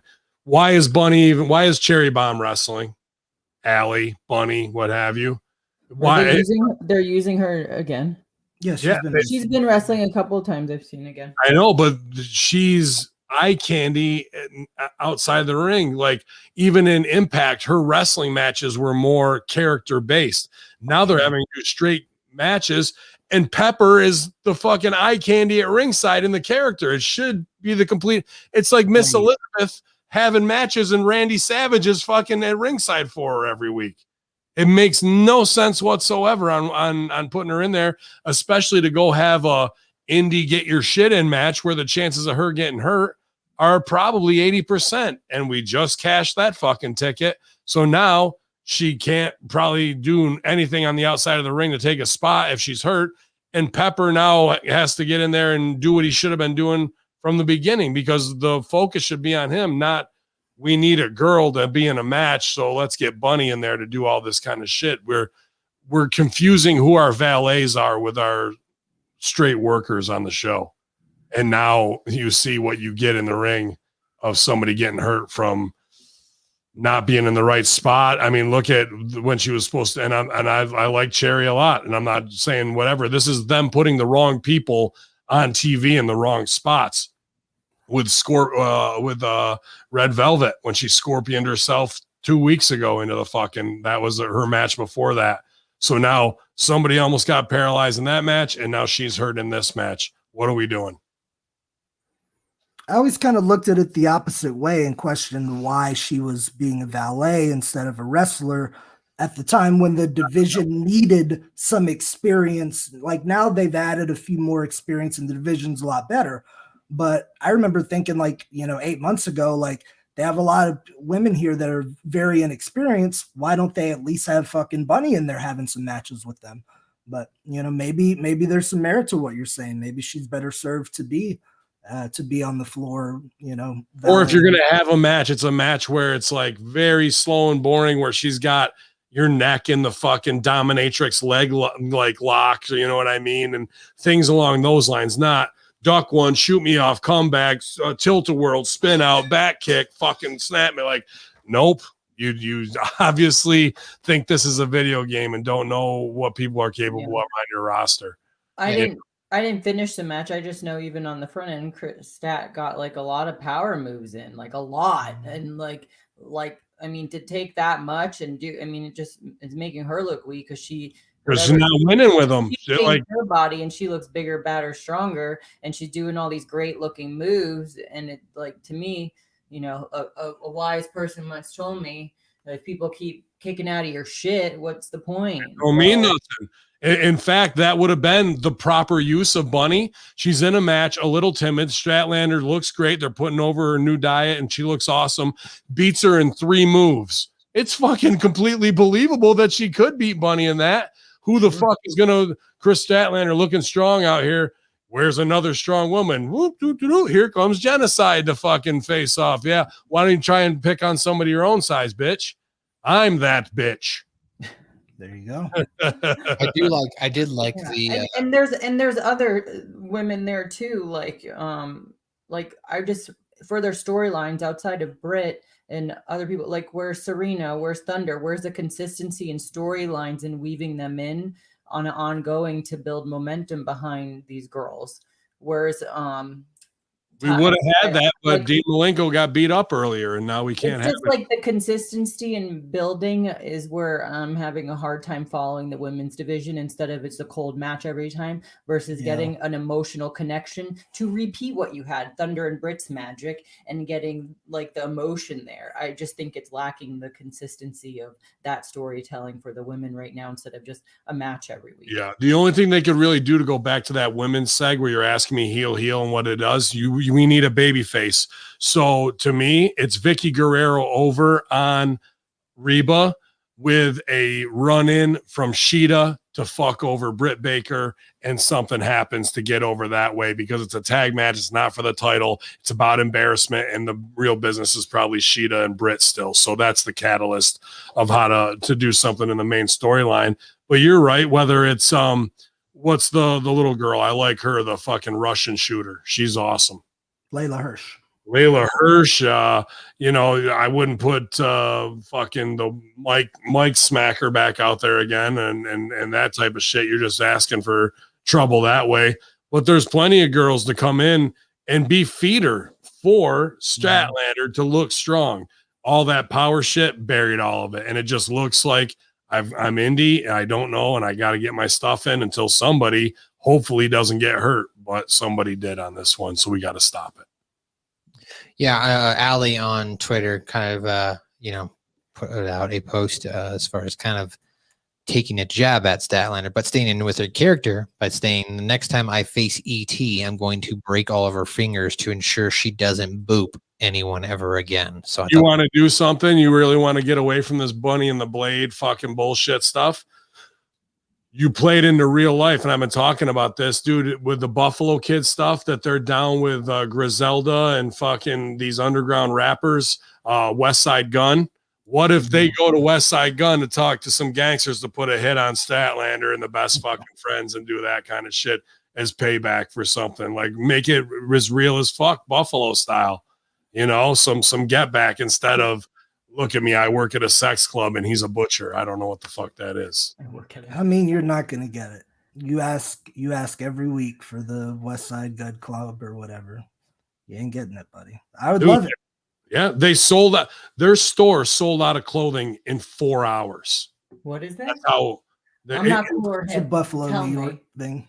So in Buffalo, there's this underground rap movement. Like, Buffalo's 8 years behind New York City, so the rap is very good in Buffalo and upstate New York right now, where it sucks in New York City. And there's a whole Buffalo psycho community of Bills fans, of all that want to support Buffalo shit. And they can have that. Just like Motor City Machine Guns got over with their dumb shit, Buffalo would be twice as strong as a wrestling town. Bunny and Blade are from Buffalo. So they'd be so over. Okay. Yeah, this dude has a clothing line. He had a store in Galleria Mall, which is a huge fucking mall.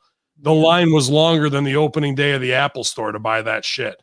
If that's not product marketing and testing of, like, where should we be going, you know, with that. And you've got underground black MCs, mainstream white rock and roll wrestlers.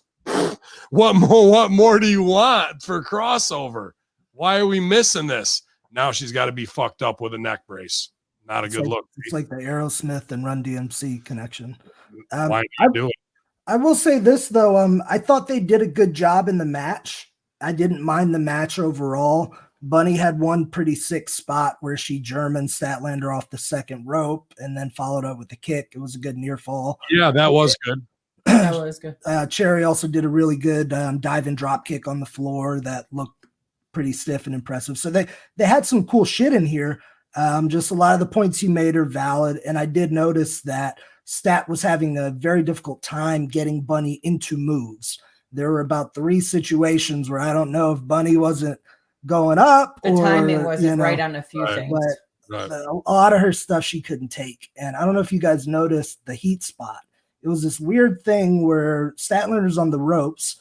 And you know that spot where, like, they'll pull your hair and, like, put your head under the top buckle and you can't get out for a second, and they'll, like, super kick you. She could have got out of that in a So I second. thought that's what they were setting up. And then somehow Statlander did a headstand and then Bunny kicked her. It was just like the weirdest thing. It's because to she watch. does like a handstand in her entrance. So she's Dude, it's some bullshit. Indy, get your shit in. Let's I make don't fucking know. wrestling fun.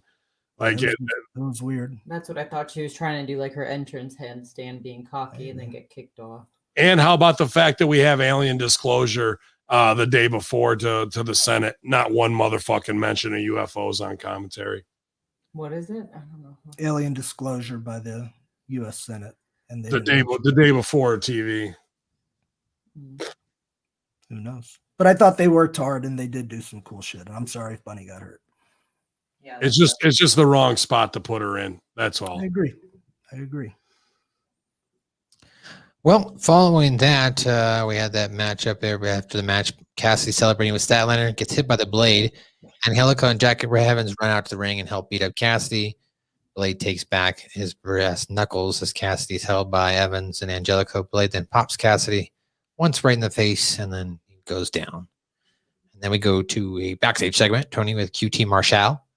Talks about Brock Anderson getting a victory in his debut. By the way, speaking of Brock Anderson, the son of Arn Anderson, upcoming this Wednesday on Stevie Ray TV, live on twitch.tv/Stevie Ray TV and on youtube.com/Stevie Ray TV, you can get an interview with the nephew of Ole and Arn Anderson. He will be on this Wednesday. So check that out. That's going to be a fun time on twitch.tv/Stevie Ray TV. And you could Silvio, do you like that Brock Anderson didn't win with the fucking spine buster on his debut? I didn't see it. Oh, I was ready to punch a hole in the fucking wall, bro. Yeah. Did he win with the DDT or a gourd buster? Roll up. Roll up. What? Yep, he won with the roll up. Not something for his daddy? Oh, His dad standing right there doesn't win with the spine buster. What the fuck are we doing, bro? by the way, we just kind of glossed over this. As I admitted, I didn't watch all last week, so maybe I missed something. Trent is having spinal fusion surgery. Yeah, I just saw that in the sheets yesterday, bro. Who is? Trent. They Trent. just announced it very Mhm. casually during this segment with the Bunny and Statlander and They Orange did? Cassidy. They're That, like, that "Yeah, should be the got big around." fucking package of going to the fucking hospital with them, Yeah. going to the doctors, the MRI shots. Nope, none of that. Yeah, I think they said stenosis and he's having a spinal fusion, unless it's a complete work. But No, I didn't hear it it. just seemed very odd to me. I don't know. Wish him the best. Jesus. Yeah, that's scary. What is that thing that popped? It's just Corey Treverson. Hello. So following that, I was going to say, I'm sorry, by the way, it was Andrew Anderson, the nephew. He'll be appearing. Love you guys. You're the best. All right. Thanks Later, for all Tim. the support. I gotta Bye. go back to work. Bear country. Bear country. Microphone. Bye. So lovely genocide. So Marshall says it was a touching moment how Anderson got Wrestler of the Week, that being AEW mentioned he was Wrestler of the Week. Marshall beat Cody, got nothing, but he gets it. Marshall says he's here. Cody isn't, most likely because Hollywood is keeping him busy. He can only hope Rhodes gets picked up by some lame superhero movie, so he'll be away, and Marshall can work towards becoming champion. I like this. Yeah. That was solid promo by QT. Yeah, I like the Tony Soprano shirts. And I won the Sopranos fan first round ultimate competition to be on Talking Sopranos, and I have to have my next interview on the 1st of July to see if I make it all the way to the finals. What did you have to do? I just had to register and put in why I thought I deserved to be on the show. What I would bring to it. So Nice. it'd be interesting. I think when I bring it up that I'm a pro in the next meeting, that I'm a pro wrestler, and I get over that Steve Shrippa was on TNA, then that'll be my lock to get in, as well as my question, which is phenomenal. Not even really a question, more of a theory, to finally put it in Timmy Baltimore's face once and for all via the Sopranos talking to Michael Imperioli and Steve Shrippa that Sopranos is the greatest show of all time. Not to say that The Wire and other shows aren't phenomenal, but it will be the undisputed proof and evidence presented to the men from the show, and Timmy Baltimore will have to take a huge L, which is all I give a fuck about. Boom. In your face. All right. So following that, Eddie Kingston says all the Young Bucks care about is. Oh, I'm sorry. There was a Brian Pillman message. He retorted to Miro. Good promo by Pillman. Yep. He says Miro thinks he's a messiah. He thinks he has a messiah complex. Pillman thinks Miro just picks fights with people he thinks he can beat. Pillman says he was born on the wrong side of the tracks, and Miro is going to get his ego checked. Then Eddie Kingston says all the Young Bucks care about is their ego and those titles. Titles feed those ego, and the only way to hurt them is to take away their championship. Penta says Matt and Nick, all they talk about are all the people they run over, but next week Kingston himself will run over them. And Penta cut a promo, and then Alex Abrahantes spoke for him, and then they all did the zero fear thing. Yeah, zero Mierdo. With Kingston sitting sideways, I mean, I'm nobody to have the side profile to be like, look how jacked I am, but he was working hard and now he looks kind of sloppy. You know what I mean? It's just like we gotta pay attention to how people look on camera if we're calling ourselves elite. And Penta looks dope, but the guy who's with him, I'm like, why is this dude in the crew and why is he standing here? What does he offer and what does he bring? You know, so I don't know, some weird stage pictures here that really didn't line up for me. I thought it was a great promo, however. Yeah, I yeah. Like Kingston's lines. Even Penta's little part was good. Yeah, I wish I thought of that. That popped me. So we go to the main event. It's Kenny Omega who takes on the Jungle Boy. for the AEW World Championship match. No surprise here, though. I would say there was a couple times watching this match, I was like, you know what? They're trying to make it look like they're going to flip it. Oh, is that Andrade Idolo and Charlotte Flair? Did I pronounce that correctly? That's Charlotte. You mispronounced that. Oh, yeah, that's what I said. Charlotte Flair. And they appear to be at Planet Fitness. And Planet Shit List. Yeah. Why would they be there? Charlotte's got that Vince money and she's going to Planet Fitness. Yeah, why are you at Planet Fitness? Should at least be at Gold's or something. Yeah, something, dog. With the Now, what's the guy that is picture? Who's the one that I can't remember his name? The guy that dates Charlotte. Andrade Idolo. Okay, that guy. I thought he married her. I thought they were getting married. Never heard of him. Oh yeah, Andrade guy. I don't know. So Kenny Omega wins. I mean, I thought Jungle. They had some good false finishes here. Where I thought they were going to put it on Jungle Boy. I was like, oh, I could see them doing it. They're the way they're presenting it. But ultimately, in the end, yes, Kenny Omega won. But good match. Kenny Omega made Jungle Boy definitely look strong in this match. I was worn out by the time this rolled around. This match had a lot of steam taken off of it from the rest of the show. So it was solid, but I knew from the jump that fucking Omega was going over. So I'm tuned out from the fucking get-go. That's a rough part of booking, So I was pumped for this one. This is your favorite match tonight, right? Yeah, this was my favorite match of the night. And I thought it was an incredible match. Omega worked very well with Jungle Boy. Omega's usually very good at highlighting his opponent, regardless of who he's in the ring with. But every week I see him getting better and better in his current heel role, which I can really respect, watching him trying to evolve as a heel champion. And motherfucker's performances are spot on. I mean, you don't get bad Omega matches. And he can take these guys. Like, there were a few times, you said it in your review, Maddie, there were 2 moments in the match that made you question. Both times Jungle Boy got that submission, the bear trap or whatever. And they protected the move. Nobody's broken out of it yet. So when he got it on Kenny, everybody said, shit, well, maybe. But yeah, man, I got to put them both over, really put Kenny over. And I'm not one of the guys that follows trends or the bandwagon. You got to convince me on shit. I never watched really Omega's New Japan stuff, barring a couple matches. But throughout this last year, I'm a legit fan of Omega's work. Like, that motherfucker is good at his job. He looks the part. He takes it seriously. I could do without a few less of the knock-knock jokes we get in some of the pre-tapes, but I think he's doing great in his role, and the match was very fucking good. Yeah, the match, I thought that was good too, as I said. Anything else, Ben? Any thoughts? No, I this was a banger. Like I said, I was just kind of worn out by this point in the show, and that could have just been the day I had production-wise. They worked hard. There was some dumb, egregious shit where I think Jungle Boy should just be fighting from underneath and not really catching anything except a roll-up out of nowhere. But, this is what they want, and their weird little homoerotic setup last week got us to this point, and I guess if AEW fans liked it, then it was a good main event. I thought it was the right spot, obviously, on the card, and I thought the opener was good. So judging on that alone, I would call this a success.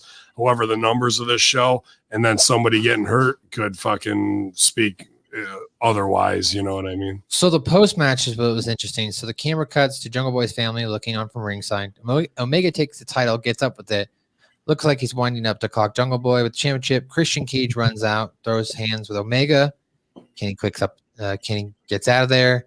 Then Hardy faction shows up, and they go after Christian. Matt Hardy drops Christian, goes for the twist of fate. Christian goes to counter with the kill switch, but he turns around. The Young Bucks are right there for a double super kick, and then Omega raises up the title, and we got 15 to 30 seconds too long of airtime.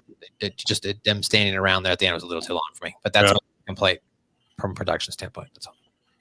All good, man. I thought they did a lot of decent stuff. I thought production has stepped up since they've been back live on cutting things certain ways. There's just a couple tricks we got to stop doing, and things that if you see that you got one fucking legend getting beat down, don't do another one on the show, kiddies. You know what would be good? And this is, since they're producing graphics, they should just pre-produce a 30-second bumper every week just to have it, just in case they're running out of airtime like that. Then go, here's what's coming up next week on here's what's going to happen next week on AEW Dynamite. Come back next week. That could be something they could do to fill some time. We're going to beat the shit out of Jerry Lynn and Goldust. Leave them.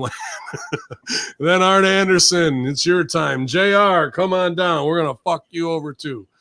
I mean, you're not going to go in on that last angle. Here are my exact notes of this segment. Jungle versus Omega. Incredible match.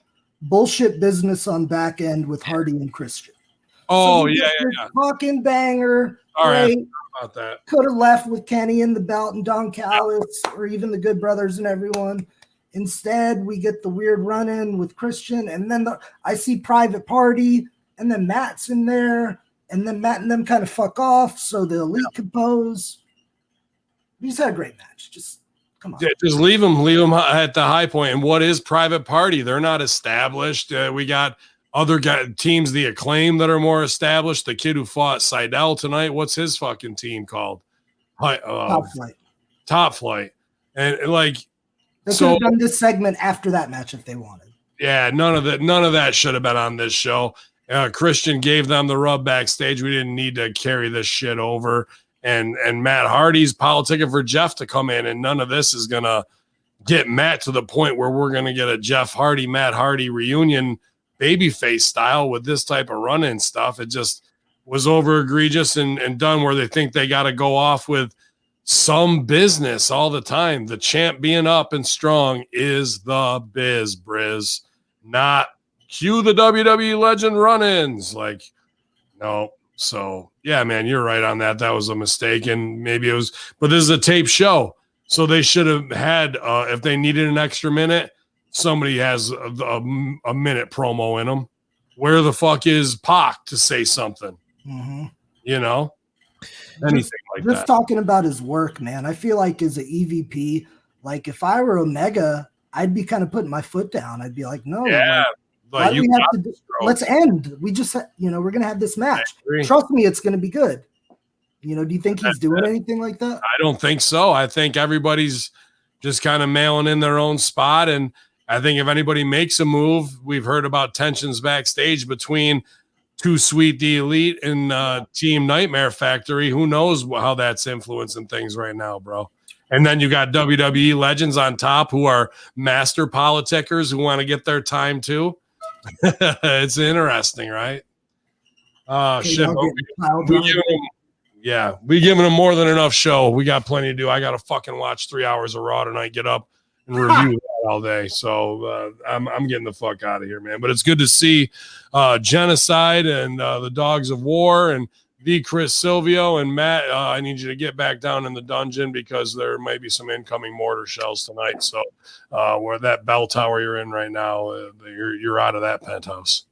Yep. I mean, one more thing before I go, they'll probably be out here in the next couple hours, but SmackDown also drew a 1.971 viewers on Fox last week. So I'm sure the AEW numbers should be coming out here very shortly as they're getting through the weekend.